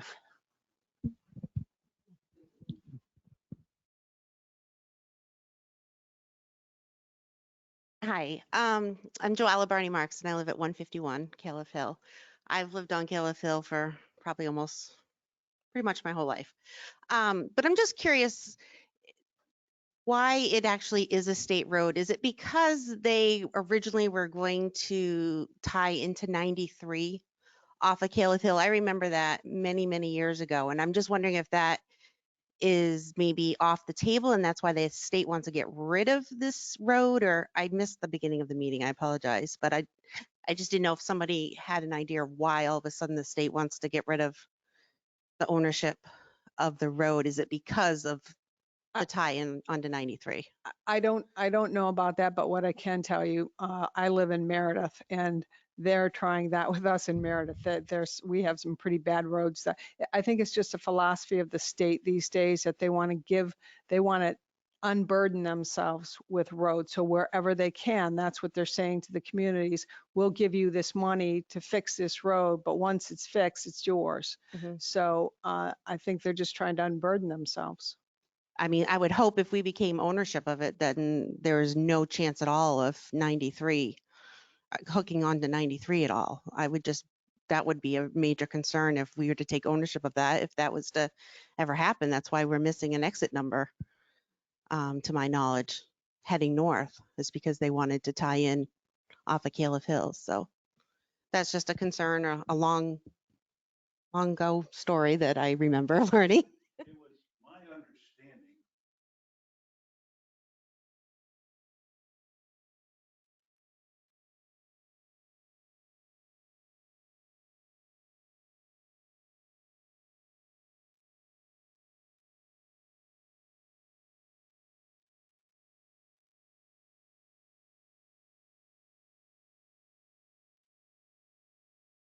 The other piece too on that is that roads that connected one town to the roads and were that long ago and had nothing whatsoever to do with 93.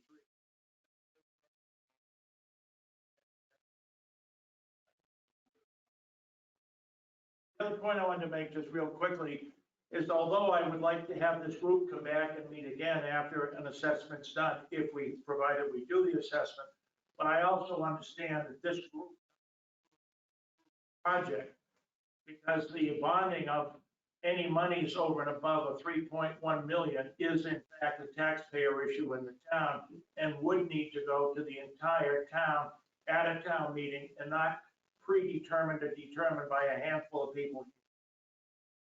That's correct. Correct. Correct.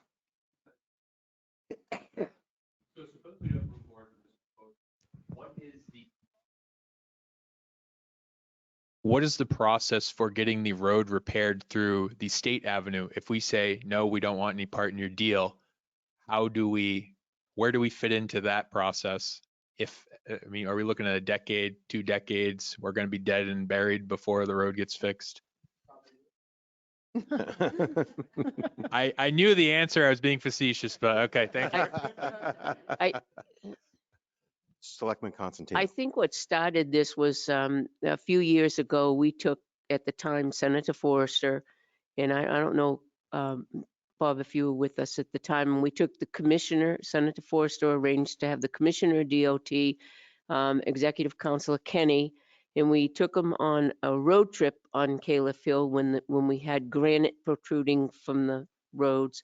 We had people come to the selectmen, residents come to the select board, and the buses had to drive on the wrong side of the road around the curve by Daniel's property. Do you remember that with the rocks coming up out of the road? And that's when we really fought very hard for repairs, just general repairs. And that's when they started to cut the rocks and do a shim. And they fought very hard for us, Jeannie and the rest of them, for us to get some repairs. Trenching didn't even exist for years. And it was just the town of Tilton doing the winter plowing and maintenance that we did. That's what existed on Caleb Hill. Up until then, it was a fight to get them to do anything. And now they've got that, what Tom calls, and I do too, a shim. That's only going to last a certain amount of time. There's still a lot of granite around the corner from Pest House on up to almost to Chuck's house that needs to be removed and replaced. And it's a huge problem. And that's what's causing a lot of your ditching and draining issues because they can't ditch because of the granite. I don't mean to get too in the weeds, but final question, I promise. So this is a little bit of theory crafting as well. So suppose we decide to not go through with this project. You made a point that said that the town is responsible for clearing the snow. However, it's a state road. So I don't know what that agreement looks like, but what's to say we tell the state, go pound sand, we're not going to be cleaning this road anymore, and imposing a little bit of like maximum pain on them. If they want to own it and not agree to our terms of fixing it right and giving us the money, then why don't we just clean our hands and then make them come back to the table and get us a better offer? I like your thoughts. It's easier said than I know it's done. not that easy, but that's where my mind is going. I love your thoughts, actually. We could go down and pound on the door, and that would be great, but it's easier said than done. It's not. We have I think all the towns in the state have a winter and summer agreement with the state, and all our state roads we maintain in the winter. And well, not all of them. I think School Street we don't. We've been trying for years to get them. They own that road right now and they're not fixing it. So why all of a sudden are they gonna do it? I've been here 10 years. Well, not here, but I grew up here, but as a selectman. And this has been an issue right from the first day. Caleb Hill Road is a bad road. It's a state road and they haven't maintained it. And they don't seem to be inclined to do so. So if we do nothing, the only reason that this is I'm going to vote for going forward with the engineering because that road's terrible and children go on that road in school buses. It would seem as though the state should provide a safe road for students, residents, anybody who's on that street, at least a speed limit sign. And they're not doing that now. I have no faith in the state at all. You need to state your name. I'm Jane Manning and I live at 56 Caleb Hill Road. And I'm Mike Robinson's neighbor. And so my question is, we go ahead and let's say we do the engineering study and it comes back and we're guessing right now it's going to be about 5 million roughly. And so if we need an extra 3 million and we have to get permission from all the townspeople, what is the likelihood that that's going to pass at town meeting, that we're going to get an extra $3 million for 2 miles of road? Okay, so my question is, passed before. It's passed before? Yeah, we Okay, had so- bonding authority. Well, I'm just like, we're going to do all this work. We're going to spend all this money to get this study. You know, it just seems like we're putting all of this stuff together before we have, you know, approval. You know, we need to maybe go at it at a different angle where we say, hey, this is what we have for an opportunity. The state's going to give us they're going to give us $3 million to own the road. We're going to have to come up with an additional $3 million to complete the project and maintain the road moving forward if we do it in the proper way. But it seems like we're going around this backwards if we don't have the town's approval ahead of spending the money for an engineering contract. I'd rather get the approval and say, we're going to get reimbursed for that. I get that, but it's still going to take so much more time getting that done. And then now we have to go before the town. Is this something that we're looking, I'd like a timetable on what you all think is our time frame of what we're doing. Representative Lang. Go ahead. Thank you, Bob. So I guess in listening to the conversation, I'm Representative Tim Lang. I represent Tilton and Samerton. I live in Samerton, however. If you go ahead with the engineering study, I do know, Bob and I were just talking, we just sent some more money over to DOT out of the surplus funds. If you have a price and you know what that price is, you may have leverage with the state. If you don't have a number after, you know, without an engineering study, they're probably not going to give you any more money. But if you go in and you say, we just did an engineering study, you gave us 3 point whatever it was million dollars, we need $2 more million to do the project right. And we're not going to move forward unless you find us $2 million. And there's ARPA funds and there's, like I said, I think it was $36 million we just sent to DOT in the last couple of days with the state with a vote. So I guess it sounds like the engineering studies, at least the first place you have to go to figure out what the cost of the project is, and then find out what the delta is between what the state promised you and what the cost is, and leverage that with the state. If they really want to get rid of it, they might find another $2 million. So. Couldn't agree more with the representative. We need to have an engineering study. Now, who's going to pay for it? I don't know, but it's like we're dealing with an unknown here. We need an engineering study from qualified engineers that's going to give us a listing, 1 through whatever, of what they feel is a priority for that road. And then we can better address that condition. Make it very clear, you said the state. Yes. Correct. Right. Well, Do a study. Let's find out how much it's gonna cost. Let's do it as quick as we can. Up to. Because, up to, but what if it's more than? well, wait a minute, Representative Lane has informed us that if it's more than that, we're back here making the decision. Town has to make a decision. Or, as Representative Lane.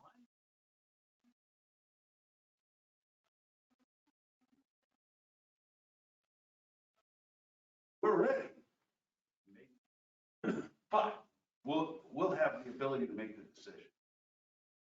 Let's get moving. Senator Sanders, 90 Caleb Hill Road. I'm a little concerned that by the time we get an engineering study complete, so we know what kind of dollars we're talking, and we ask for more money, that money may not be available anymore.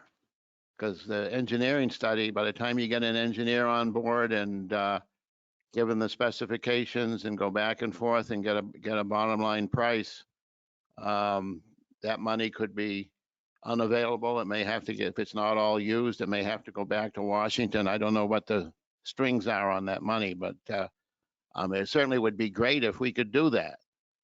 But I used to work for DOT, and I know all the maintenance districts are encouraged to try to turn this type of road back to the state. And they do that because they don't have much money to maintain roads. They got tight budgets like everybody else. And the problem is that they can get them rebuilt a little bit and get a town to take it over. They've had some roads turned back in, I think in Sampleton as well as Northfield. And some towns are holding on to keeping the roads state roads, and other towns are jumping for the bait. I'm in the position of thinking, you know, it is a little dangerous in the winter sometimes. People have to slow down, but we don't know what maintenance is going to cost 20 years from now. I'm not going to be around, and by the looks of people around here, we're probably not all going to be living in Tilton. We'll be somewhere else. No. I'm just, yeah, there you go. But no, I'm concerned about, I am concerned about the long-term maintenance. And I don't know how much we're spending for maintenance per mile now, but we're talking 2 more miles. That may be, well, that might be 10%. We already maintain it in the winter, so the winter cost isn't going to increase. The increase would be in the summer maintenance, would be roadside mowing and maintaining the ditches. Now, if the project is done and done right, I would see just mowing maintenance for 5 or 6 years before we even have to touch a drainage issue, unless we have a monsoon or something where the road is washed out, and then we've got other problems. You know, any type of work done now, if we have a monsoon come through, it doesn't matter what the quality of work is. The weather is going to take out the road. We would just have to have the extra stockpile at the DPW garage to maintain or to handle a situation like that, which we already stockpile at the shop anyway. So the added cost now isn't really a factor because we're already set up for it. We just purchased the sidewalk machine that we anticipate buying a flail mower for in the next year or two. So we'll have the equipment already on board to maintain the roadside mowing. So you are correct, and 20 years from now we cannot project how much it's going to cost to maintain. But in the next 10 years, it would be minimal to maintain. Well, maybe you better check your basins at the end of Cedar Street. yeah, you're right. The drainage is a problem. Pavement is getting more and more expensive all the time, and I'm not familiar with what the cost per mile of paving is, but it's not cheap, and it's getting more and more money all the time. And certainly they put a good base down 2.5, 3 inches, and then the 2-inch top on top of that.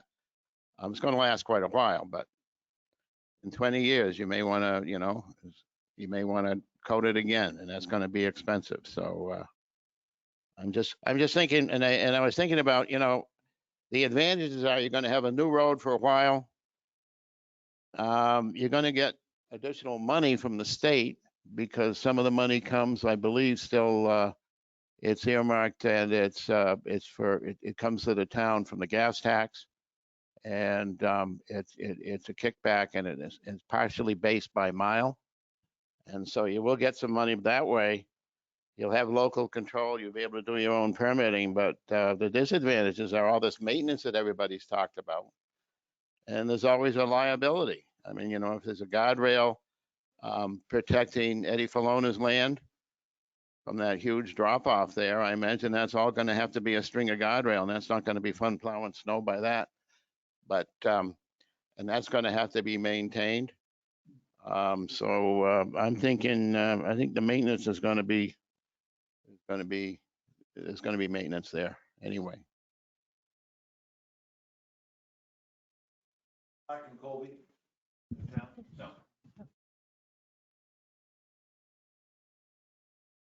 Kathy Mitchell, on the maintenance issue, one of the things I was reading about road maintenance is that it's not just the side of the road and it's not just the drainage, but also filling cracks as they come. If you don't do that, the road's going to deteriorate sooner.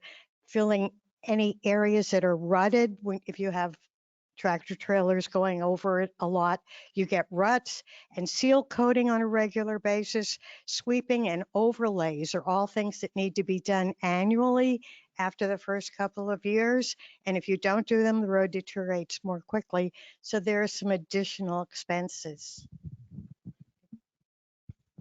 One last thing from me anyway, is that we have this big solar project that is supposedly going in up on Caleb Hill Road. Oh yeah. Well, I'll tell you what, they've got 300 acres of land already leased. And the project is apparently going to happen. People are already getting their paychecks up and down the road for the land that's been leased. And I can't wait until we see all the heavy trucks and logs, truckloads after truckload of logs going up and down that road. If there's going to be anything done, either it's going to have to be done after that project's completed, or there's going to have load limits put on that. I don't know, but let me tell you, that's down the road too. So don't forget about it. I was just going to say, I'd like to stop for a minute, see if there's anyone online who's joined us online who would like to speak. Yeah, if there's anyone who is online who would like to provide comment, please let us know.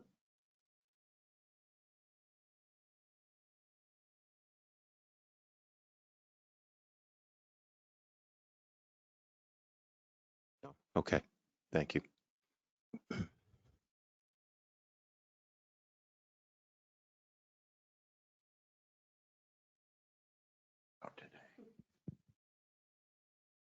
I really didn't have much to say, but I enjoyed watching Pat Constantino walk back and forth.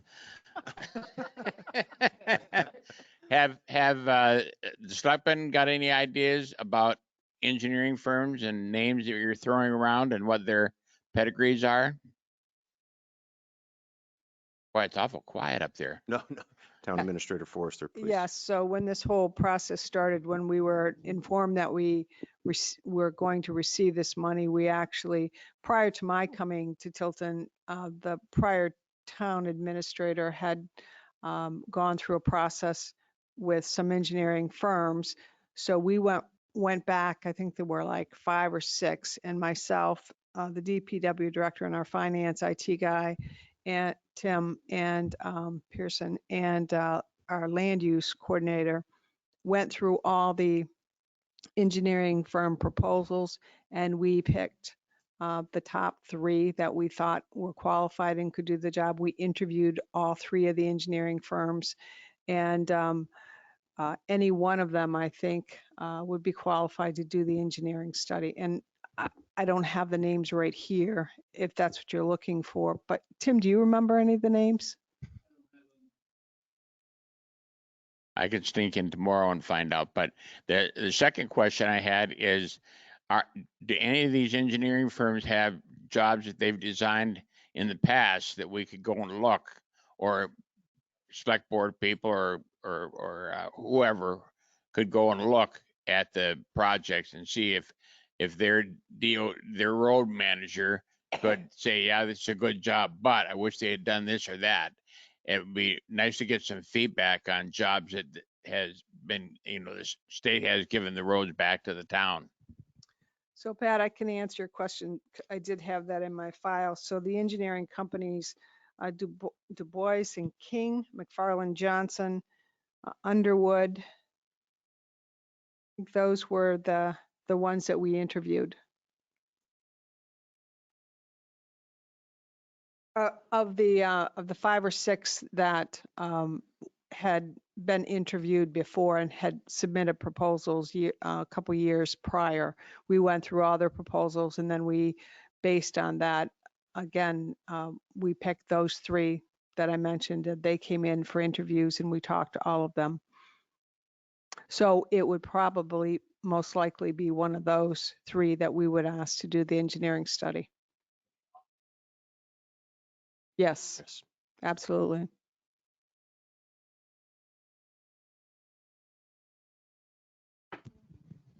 Tom Damon, Calefil Road. I just want to inform the board that last fall, there was a gentleman out in front of my house, and he was taking some measurements. And being a busybody that I am, went out there and asked him what his business was. And he said he was an engineer, and he was doing a survey of the road. And he did have a ID tag on him, but I didn't. I think it was one of the ones we interviewed because they all of them went out and looked at the road again to see what condition it was in. Thank you. So did they publish the results of that? No, it was just a discussion with Okay. the committee. But 2 years previous to that, there was another engineering firm out there doing the same thing. And 2 years previous to that, there was another engineering firm up. You know, this road has been engineered to death. And it's time to stop the nonsense and get busy. If we're going to leave it where it is, or we're going to do it over. So, we can have 55,452 engineering firms here, and they're still going to come up with the same verdict, I think. So whatever it is, I don't understand why we don't go back to those people and see what they say. But, I had a conversation with DOT and the engineer from there. And I'm assuming that the person from DOT is a civil engineer. I'm assuming that. And he doesn't understand that water flows downhill. I'm gonna, Mr. Chair, I'd like to answer that. Yes, Selectman Constantino. If you remember correctly, when we first started the project back a few years ago, we had a list of engineers, and the project got to a point where we were ready to send out RFPs to the engineers. And that's when literally they were in envelopes ready to be mailed to the engineers. There were 6 or 7 different engineers that we had selected for the project. And each one of those engineers had taken a look at the project. And we were sent out the RFPs to those. Now, an RFP is the criteria for the job. And that's when the state said, I'm sorry, we took your money away. That's where at that point. So we didn't go out for engineering back then, Tom. No engineers went out and actually looked at the project. They didn't do a study, then a full-blown study. They went out and just took measurements of the road so that they know the mileage, the width of the road, and took a peek at some drainage issues that were addressed. And so now they come back and now they're going to bid on that job. And so we took the top 3, which is what Jeannie is talking about.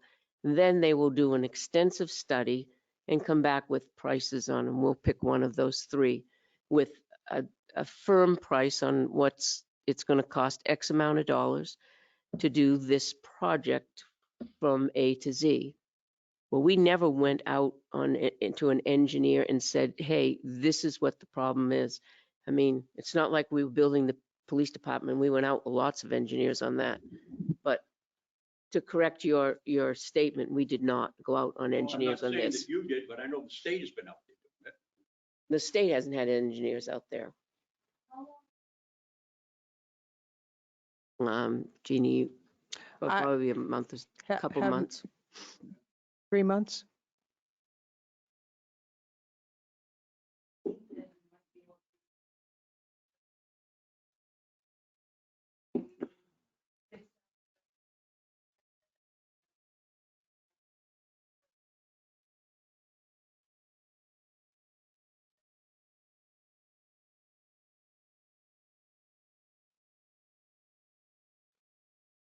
Right.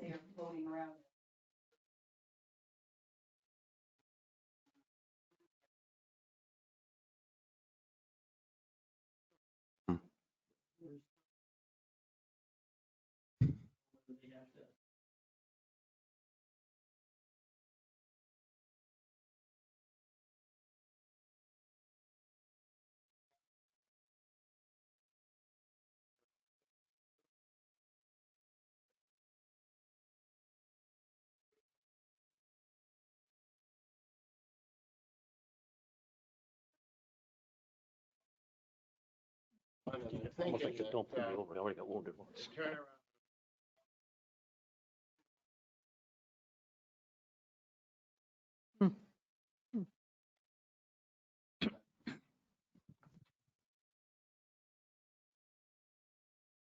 I'll be brief, but I think Mr.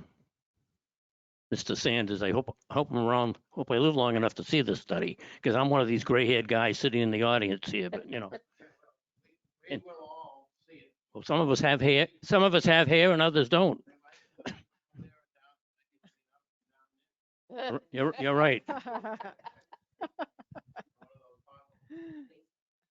But I think, the main thing here is, and I think we've all alluded to this, we need an engineering study so we know where the hell we are and what we're talking about. Because other than that, I feel like I'm just sitting here spinning my wheels and rediscovering the wheel.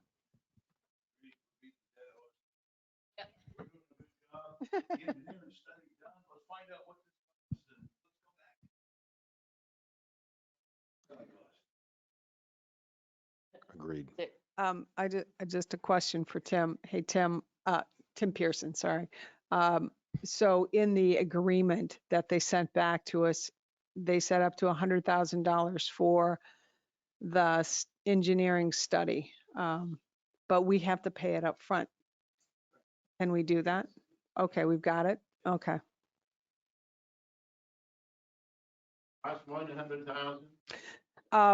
We asked the engineering firms when they were in what they thought it would cost because they were all saying the same thing. That an engineering study needed to be done first because they didn't think the money that was appropriated was going to do the job. So the quotes they gave us were under $100,000, that's the number we picked when we went back to the DOT and said, well, we need to get an engineering study. And if it comes back, way above what you're appropriating, we don't want to have to pay for that study. And amazingly, they said, okay, which is a little scary. I know.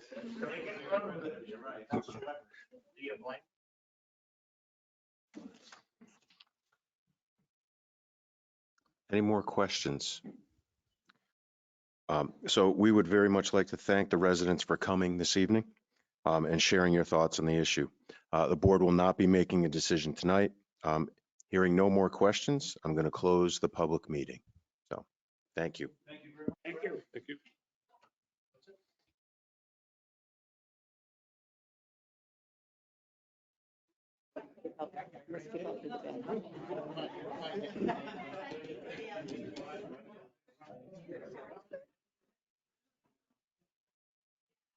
I get concerned about the only thing I would say is that whoever pays you need to provide an engineering study that's going to make it last for 20 years. Because the last thing we want them to do is come back and say, unless you say they have.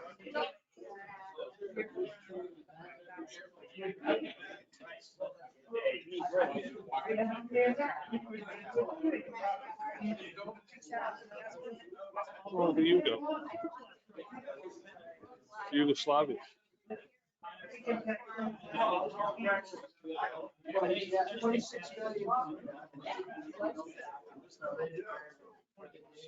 It varies. It's yeah. So I was just listening to it because I was on that road 4 years ago. It's only 1 year. But I don't think the town is gonna stay. It's something that we want to do. It's not something that you do off your legislative session or budget process to look at it. It's not much more. I think he just saw people sitting outside his house. They were probably engineers that you looked at before, and they were measuring the road and things like that. But yeah, they're actually looking at boots on the ground, looking at things instead of just going, oh, okay, well, the road is this. They're actually doing it, but it's going to cost $100,000 to figure out what it's going to cost ultimately. That's okay. I'm okay with that. We got it's $100,000. We spend it. We got to find out because we're running into this problem. Everyone has an idea of what the building's going to cost, but no one knows because we haven't hired someone to tell us how much it's going to cost to build the building. Hire an engineering firm and tell us what it's going to cost to build it. It could be 10 million. Oh, you know what? You got 20 feet of ledge you got to blast out of there. Oh, wait a minute. Hey, that might back Tom David right up and say, well, wait a minute. What's that going to do to my house, my foundation? I can tell you in front of my house, they had to go through 8 foot of ledge to put a pipe in. And they only went this wide, and they were there for 2 weeks. Ask my wife about it. Doesn't like it, but you got to spend something to find out what it's going to cost because everything we have is old. And they've done things to the road that may have changed how everything goes. I have no problem spending $100,000. The sooner we get that done, the sooner off we can go. I didn't know if this was something you like contact Pike and they tell you, oh, they have an engineer come on, I would imagine. No, and they have to be. Well, we took advantage of a lot of Yeah. roads. Steel Hill Road is a state road. We took, Then go for we it. did the 80/20, we did Huckins Pond Road, and we did Bay Road. Yeah, no, I agree too, but I'm just saying, okay, at the next meeting, it should be like, first on our agenda, let's get it done and over, show these people that we're committed to. As they said, we've beaten the horse dead. Find out how much it's gonna cost. I think that's a. Oh, sure. Because they all could have said, oh, you know what, we're happy with it. And my concern is, as Mike Robinson said, it's gonna become a speech trip. That'd be my concern. Well, it's like, I think, the other issue we have right now, and we've talked about this before, is the fact that as we get these more hybrid and electric. Sorry. Yeah, so maybe When they register their vehicles and more money than a lot of the vehicles on the road. They got the Corolla, hybrids. Well, it's just one of the issues, we're seeing declining gas tax revenues, and gas tax is one of the taxes we share with municipalities for the purpose of serving roads. So when as our gas tax drops. Is that sharing of the gas tax? It's similar, it's population and miles. So that's what, whereas roads be able to. Right out of Well, right, so there's been some fighting about that. So, obviously, Hampton Beach wants, Lebanon with the hospitals, colleges, Wolfboro and Laconia with their lakes, they all want. Right? On the tour. And so they're generating huge amount of room stats and they want a bigger share of the pie. I went up to, My argument back is always just really don't live on an island. Everyone's got to go through Tilton to get to Meriden, right? You're coming from Vermont, right? So. We're located in a place where we have an enormous amount of traffic, considering our population. I know those guys pretty well. And so I don't think Meriden gets any more money. I get the Meriden, taking care of the car accidents that happen on the local cops and the speeding tickets and everything else. So there's a big fight.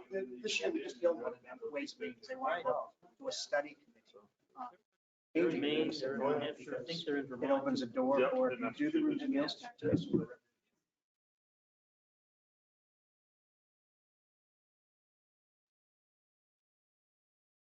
Based on where it's generated in towns, those are not to like.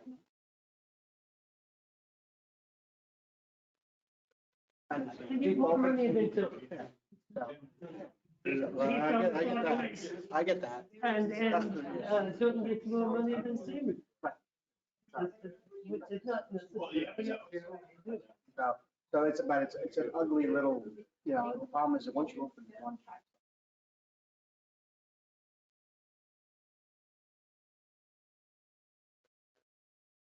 Business, you know, that was the one that came in, creating a business process. Business. Business is in town. Not shared with the town. Well, indirectly it is, right? So, yeah, indirectly it is, but that's just the concern was where do you stop? Once you push that door open a little bit, now all of a sudden everything can compile through. And we were worried about, you know, what does it mean to we killed them? We looked at it when I first came. I think we had something that we studied. Island issue, right? Again, can't get to Wolfboro without driving through other towns. Just border towns. It's not like you're just coming from Massachusetts to Wolfboro, right? You got to go through a whole lot of towns in the state.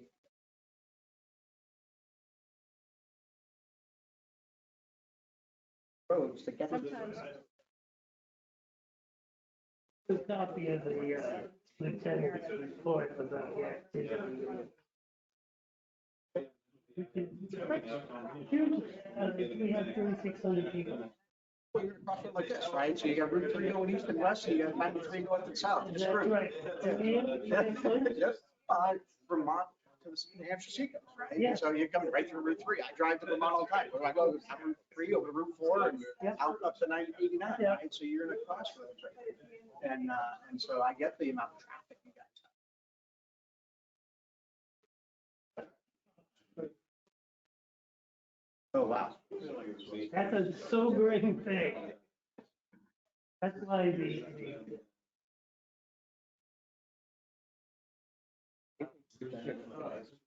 and it's, Yeah, no, Abe used to be over in North. Yeah. I knew Abe was over in North. It's, ever since I hopped on, we've had that, we've talked about that at least once a month. Yeah. All right.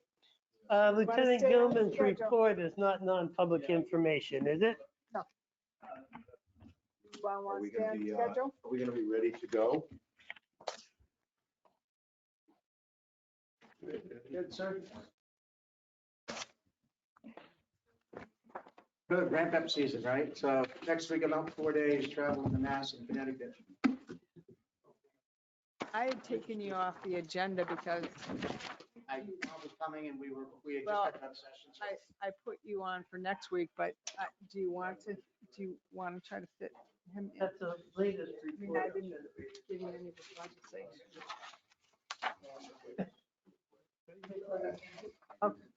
We were a half hour ahead.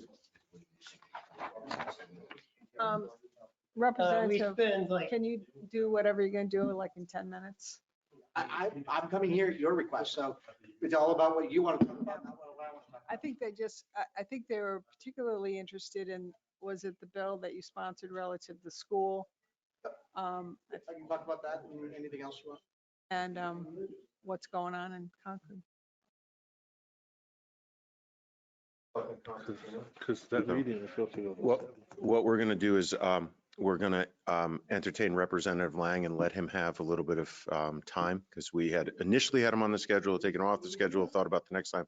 But he's just gonna give us a brief update in terms of legislative update, and then we will get into our non-public session. So Representative Lang. Thank you, Mr. Chair. Thank you, members of the board. So I know that one of the questions was around a bill that I co-sponsored around school districts. And the question was around dissolution of school districts. And the bill was not about necessarily any school, looking to do that. It was about how we treat a breakup. of towns. And currently, in most towns, the issue revolves around liabilities only. So if you wanted to break away from Winnisquam Regional School System, they look at how much school debt you have, and you're responsible for 1/3 or your apportionment of that school debt. But they don't really look at your assets. And so you just spent 50, 60, 80 years as part of the Winnisquam School System building assets, but it's not done. So the short version is we wanted to treat it like a divorce. Right? In a divorce, you look at the assets, you look at the liabilities, and you figure out a equal split to make it all work. So that's what that bill was about. There's some other provisions I wasn't too keen on, but my goal was the piece about how when a school is broken up, that it's a district if it chooses to break up. There's another argument again about a divorce, right? So the one thing about a divorce is it takes two people to get married, one person to get divorced, right? And so that was one of the other concerns is if the town of Tilton wanted to break away, then why should the town of Northfield and the town of Samberton have a say in it? In whether or not you're allowed to break away. Under a lot of the districts, that's a requirement that everybody has to agree that the divorce is okay. And so we didn't think that was fair. You should have the right to determine your educational goals for your students in your town without being reliant upon Tilton and Northfield or Samberton and Northfield to agree that it's okay for you to break away. So again, it was about, we wanted to treat it more like a divorce. So that was a lot of the, that was what a lot of what the bill was about. Selectman Jessman. Didn't we have to agree to get married, all three of us? Yes, that was a 1960 something agreement. But again, it was about, School district changed in 1971, 72. was it that late? It was that late yeah. because I'm in the last graduating class of Tilton Northfield Northfield High School right. in 1971. Okay. And all the schools came together and the townspeople had to vote. Mhm.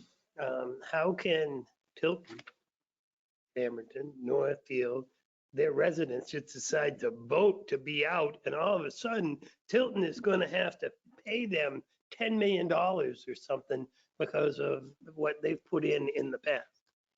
So again, my feeling on this was around the education side, right? Again, so if you felt that the Winnisquam Regional School System was no longer the best solution for your students, why should Samberton and Northfield be able to deny you the right to give your students of your town a better education? That was the conversation. So let's say The bill was tabled, so it didn't pass. So it's a dead bill at this point. But the question came up is why we were looking at that bill. And again, it was about being a little more equitable in the conversation around education, some of these cooperative school systems, that especially that were formed so long ago, and making them being treated better if they needed. And other than that, I'm happy to ask you any questions. If you have any questions about what's going on in the state, we're looking at state revenues right now. We're about $261 million above projections, as I posted out today for my notice. I serve in a Ways and Means Committee, so I get regular notifications about what's going on around there. So the revenue, right now it's, as Jeannie can tell you, it's a scramble to see how that money's going to be spent. Because, New Hampshire's a balanced budget state. So the money we take in is the money we spend. We can't spend more than we take in. And so there's a lot of conversation. A lot of money is coming back to municipalities. I think, Bob, what was it, over 28 million? 28 million. We agreed to a one-time payment to towns. That is about $28 million for your annual cost for Group 1 and Group 2 retirement, up to 7.5%, I think it was, Bob.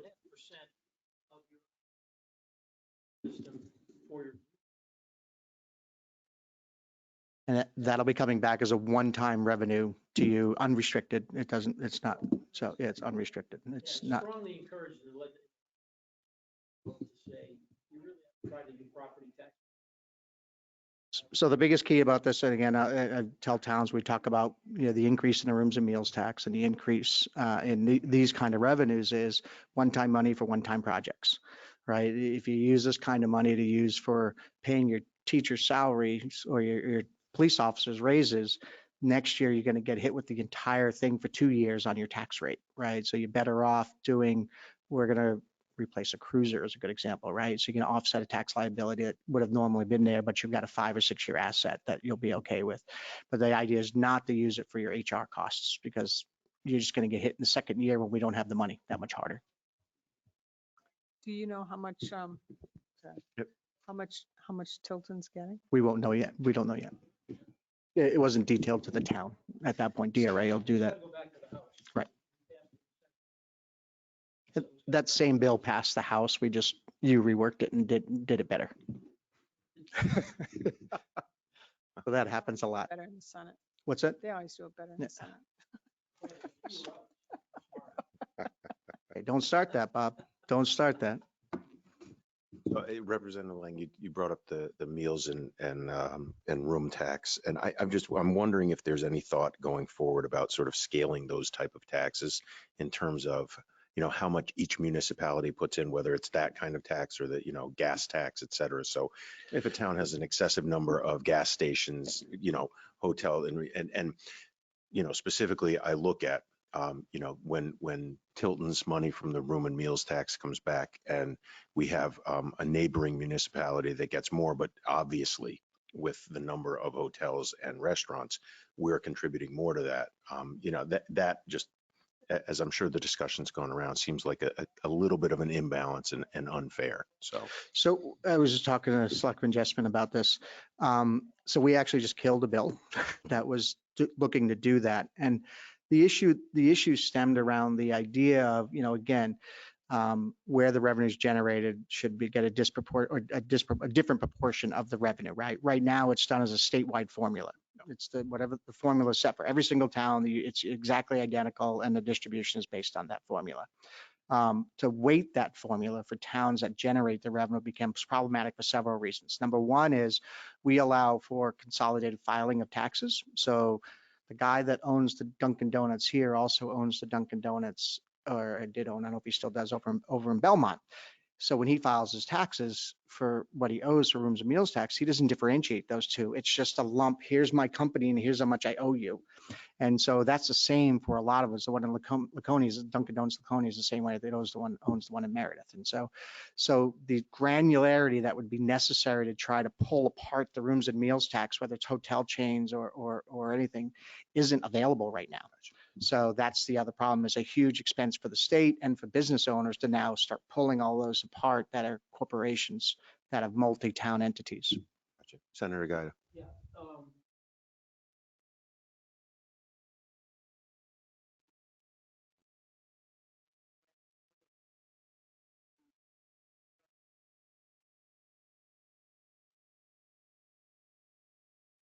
If and when the legislature. Okay. The new grid system has that ability. Okay. It hasn't been legislated yet. So we have DRA still has to do work on their side, and we would have to make legislative changes to allow, because we currently allow for consolidated filings, because it's much easier and cheaper for businesses to aggregate their data and drop it in once rather than 15 reports for 15 different entities. Thank you. Mr. Pyra. I'm gonna poke a couple hornets' nests. Poke away. And I just, because I work in the tourism industry, so first one would be around gas tax. Is there any discussion about, I only because I see other states doing things. I have mixed feelings about it, because for you to drive down to Concord, even though there's no gas tax, you're still putting the same wear and tear on the road. So I just didn't know if there was any discussion on gas taxes. So that you mean due to the inflation rate to get rid of it, or just in general? There was a little more concern when gas was going up to, $4.30 a gallon, where now it's back under $3. So it seems to have quieted the discussion about, So we looked at a gas holiday. Yeah, that's what I meant. Sorry, under $4 a gallon. So we did look at a gas holiday. It was the governor floated the idea in the Senate, and Bob was a key member in trying to work through this. But the reality is the months that they wanted to do were June, July, right? Some of our peak tourism months, right? When we make the most amount of money from gas revenue from people who don't live in the state versus our in-state residents. And so it was soundly withdrawn. Do it in November. Yeah. And so, we didn't look at that.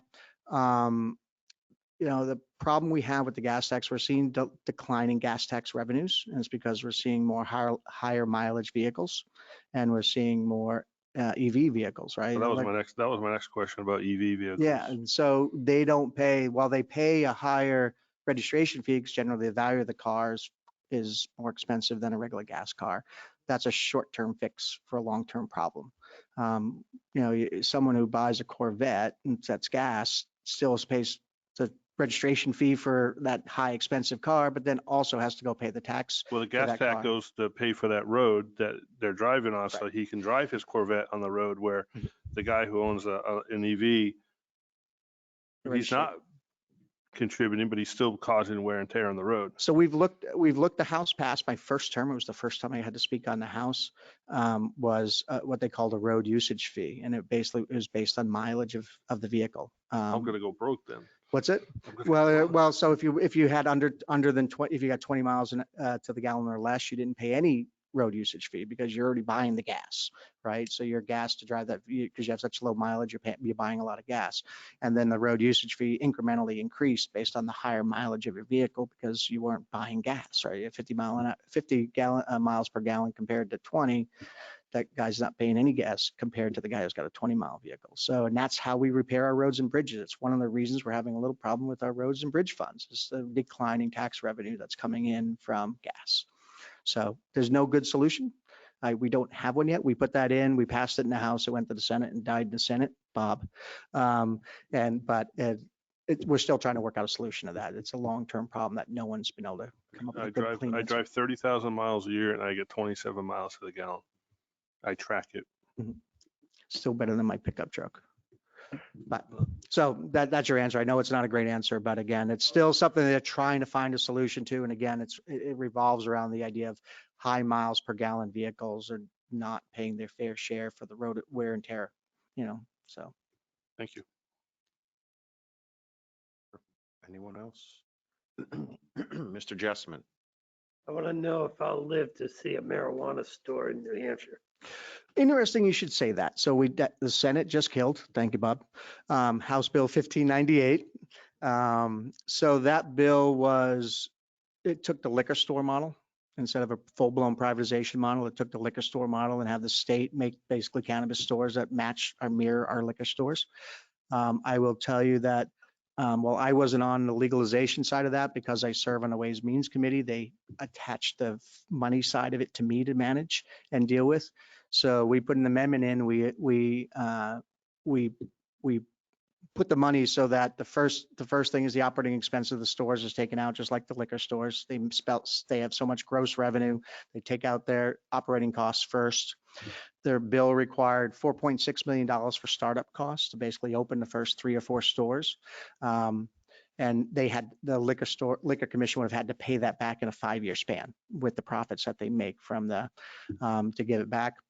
Of all the money that was left over, the net profit, businessmen, the net profit side of it, 50% of it would have went to offset statewide education property tax relief for all citizens. The $363 million we currently charge every citizen in New Hampshire. That's what we appropriate that money and we divide it based on the equalized valuation for all the towns, and that's what your swept rate is. We took 50% of all the revenue from marijuana, that was the net profits, and we would have applied that 50% to reduce that 363. So we're collecting less money from all the citizens and we're using marijuana to cover the gap so education doesn't suffer. The next thing I did in that bill with my amendment was I took 30% of the revenue that was out of that 100% of net profits. 30% of that would have went to pay off the retirement debt. We have a $4.9 billion retirement debt. It's why the rates for towns are gone up, is because when they look at the debt requirement. So when 30% of that money would have went to that. 10% would have went to DHHS for cessation programs, alcohol and drug cessation programs. 5% would have went to the police officers directly for town reimbursement to get officers. They have 2 different classes that officers can go to. One is become a DRE, a drug recognition expert, and the other one, it begins with an A, and I forgot what it is. But it's basically just a little bit less than a drug recognition expert. We gave 5% of all the marijuana money to the police departments to be able to pay for training, so there would be no cost to local to get officers trained. And the last 5% went to help youth mental disorders. So that was where the money would have went. However, the Senate killed the bill yesterday or the day before. And so we have one cannabis bill still hanging out there that's sent over to Senate, but I expect it to die. So the answer to my question is no. See what happens next year. Are there any other states around us that is state-controlled marijuana? So we would have been a first in the nation Yeah, on of that. course. So again, one of the reasons is we're bucking federal law, right? And so the interesting thing is that what I learned in the Ways and Means Committee with the Banking Commission was that the Treasury actually gives banks rules for managing cannabis companies. So even though it's against federal law, the same federal government is saying, oh, by the way, if you need to wash your cannabis cash, this is how you do it. So the indication is wholly that the federal government doesn't really care. And then give DHH that's money. No, go ahead, Bob. Good I for know you, Bob and I. Bob. Come on up, pull a chair up. In Canada, Ontario, both had state-run shops. Yeah. They're done. Doesn't work, couldn't possibly work. They've closed them. They're collapsed and done. So the first premise is that the revenues that are anticipated were out of the blue sky. Okay. You can pick any number of reasons, but out the blue sky issue doesn't work. Okay. I'm opposed to it, will die opposed to it. It doesn't do a single good thing. I've been to Colorado, took my time, went out there, and you look at what's happened to the states that have legalized it. All right. No one addressed the $6,300 per admission for hyperemesis and cannabis use disorder for every person admitted. Behind accidents, that's the #1 cause of admissions in the state of Colorado. All right. So we nowhere, and I asked a specific question of the prime sponsor of the bill, have you accounted for what's going to happen to, frankly, many Medicaid people? Okay, lower echelon folks are in many cases, they're targeted, factually, they're targeted, those neighborhoods. Those people are largely on Medicaid. That's 50% state money that pays their bills. All right, so when you start seeing $6,300 a person, all of a sudden you've got a cost that wasn't accounted for in the revenue and expense model. So there are a number of reasons for it. I personally believe there's nothing good that comes out of marijuana. Just because people say they want it, 15% of the people in the state, it says 13 to 17, I just use 15 as a number, 15%, okay, are those that would use marijuana. All right. So if you stop and think about it, the projected revenues, which I don't believe would materialize, are $250 million. At the end of the day, that's 71,000 families or individuals, not families, 71,000 individuals that are paying $3,600 a year to purchase pot. And most of those are coming from lower echelon income people. $300 a month, okay, out of the pockets of people who right now are watching gas taxes go up and everything else. So at the end of the day, I am morally opposed to it. Every child advocacy organization in the country, every police agency in the country, every recovery agency in the country is strongly opposed to it. Marijuana is a gateway drug. Okay, it is not a myth, it's a fact. And 2 years ago, maybe it was 2 or 3 years ago, when there was a bill brought forth and I killed it in the Senate, we had in George Bush's drug czar, we had the U.S. attorney from the state of Colorado, we had PhDs and MDs from Harvard, Yale, Johns Hopkins, an emergency room physician from Colorado.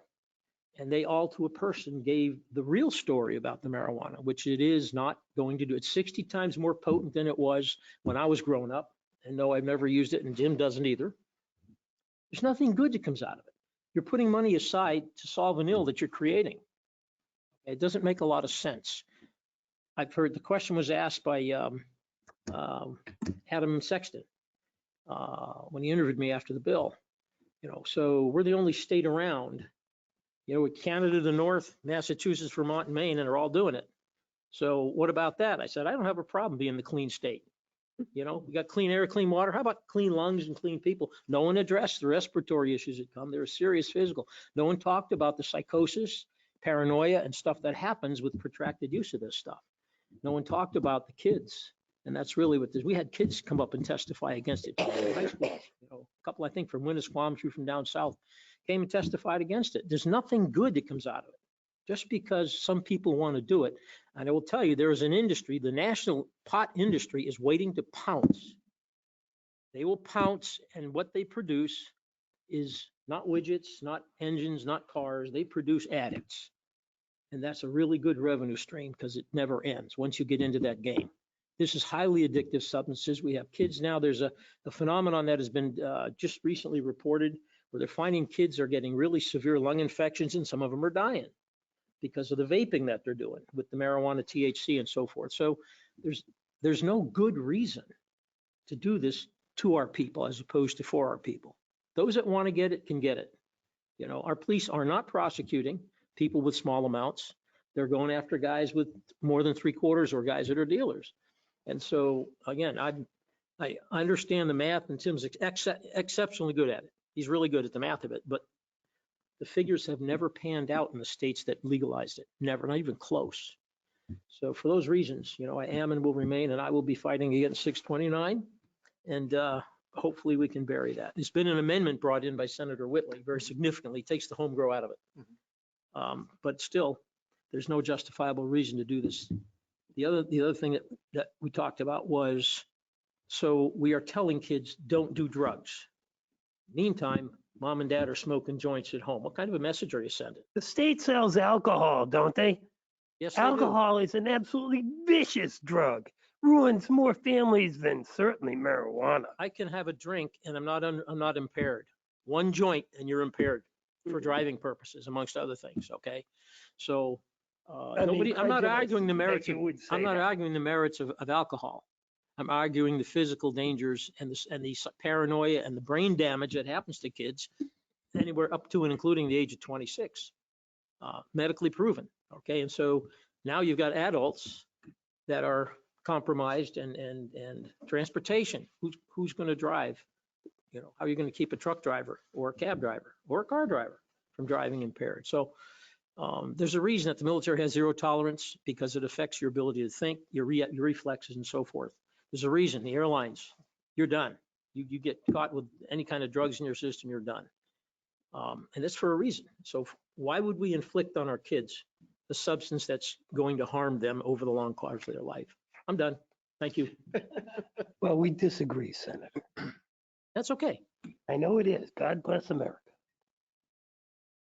So I'd like to thank Representative Lang, Senator Gaida for being with us tonight. We have to move into a non-public session. So thank you very much. Thank you. Good night, gentlemen. Thank you all. And I can get more of those. Thanks.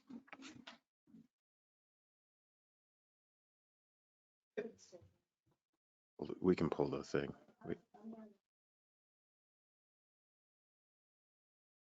Who's in dispatch? We can pull the wall if we want. The wall takes. Isn't it easier to walk down the other road? Yeah, I'd say that wall's a pain in the. Yeah. Oh, I like the wall. I miss the wall. So the time being 7:32, I make the motion to enter into non-public session per RSA 91-A32A. The dismissal, promotion, or compensation of any public employee, or the disciplining of such employee, or the investigation of any charges against him or her, unless the employee affected, 1, has the right to a public meeting, and 2, requests that that meeting be open, in which case the request shall be granted. So. Jessamine, second. Constantino, yes. Jessamine, yes. Ruggles, yes. Pyra, yes. We are in non-public. Turn off your mic. This conference will now be recorded.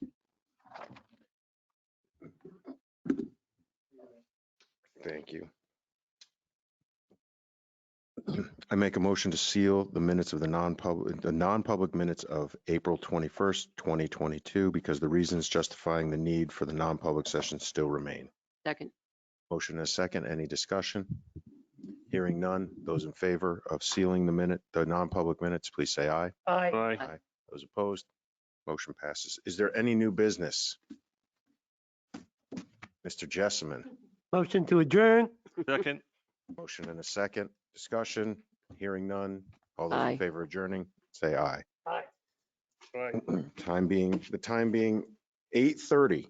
I already did that. I'll be quiet now. I'm tired. Hey, please.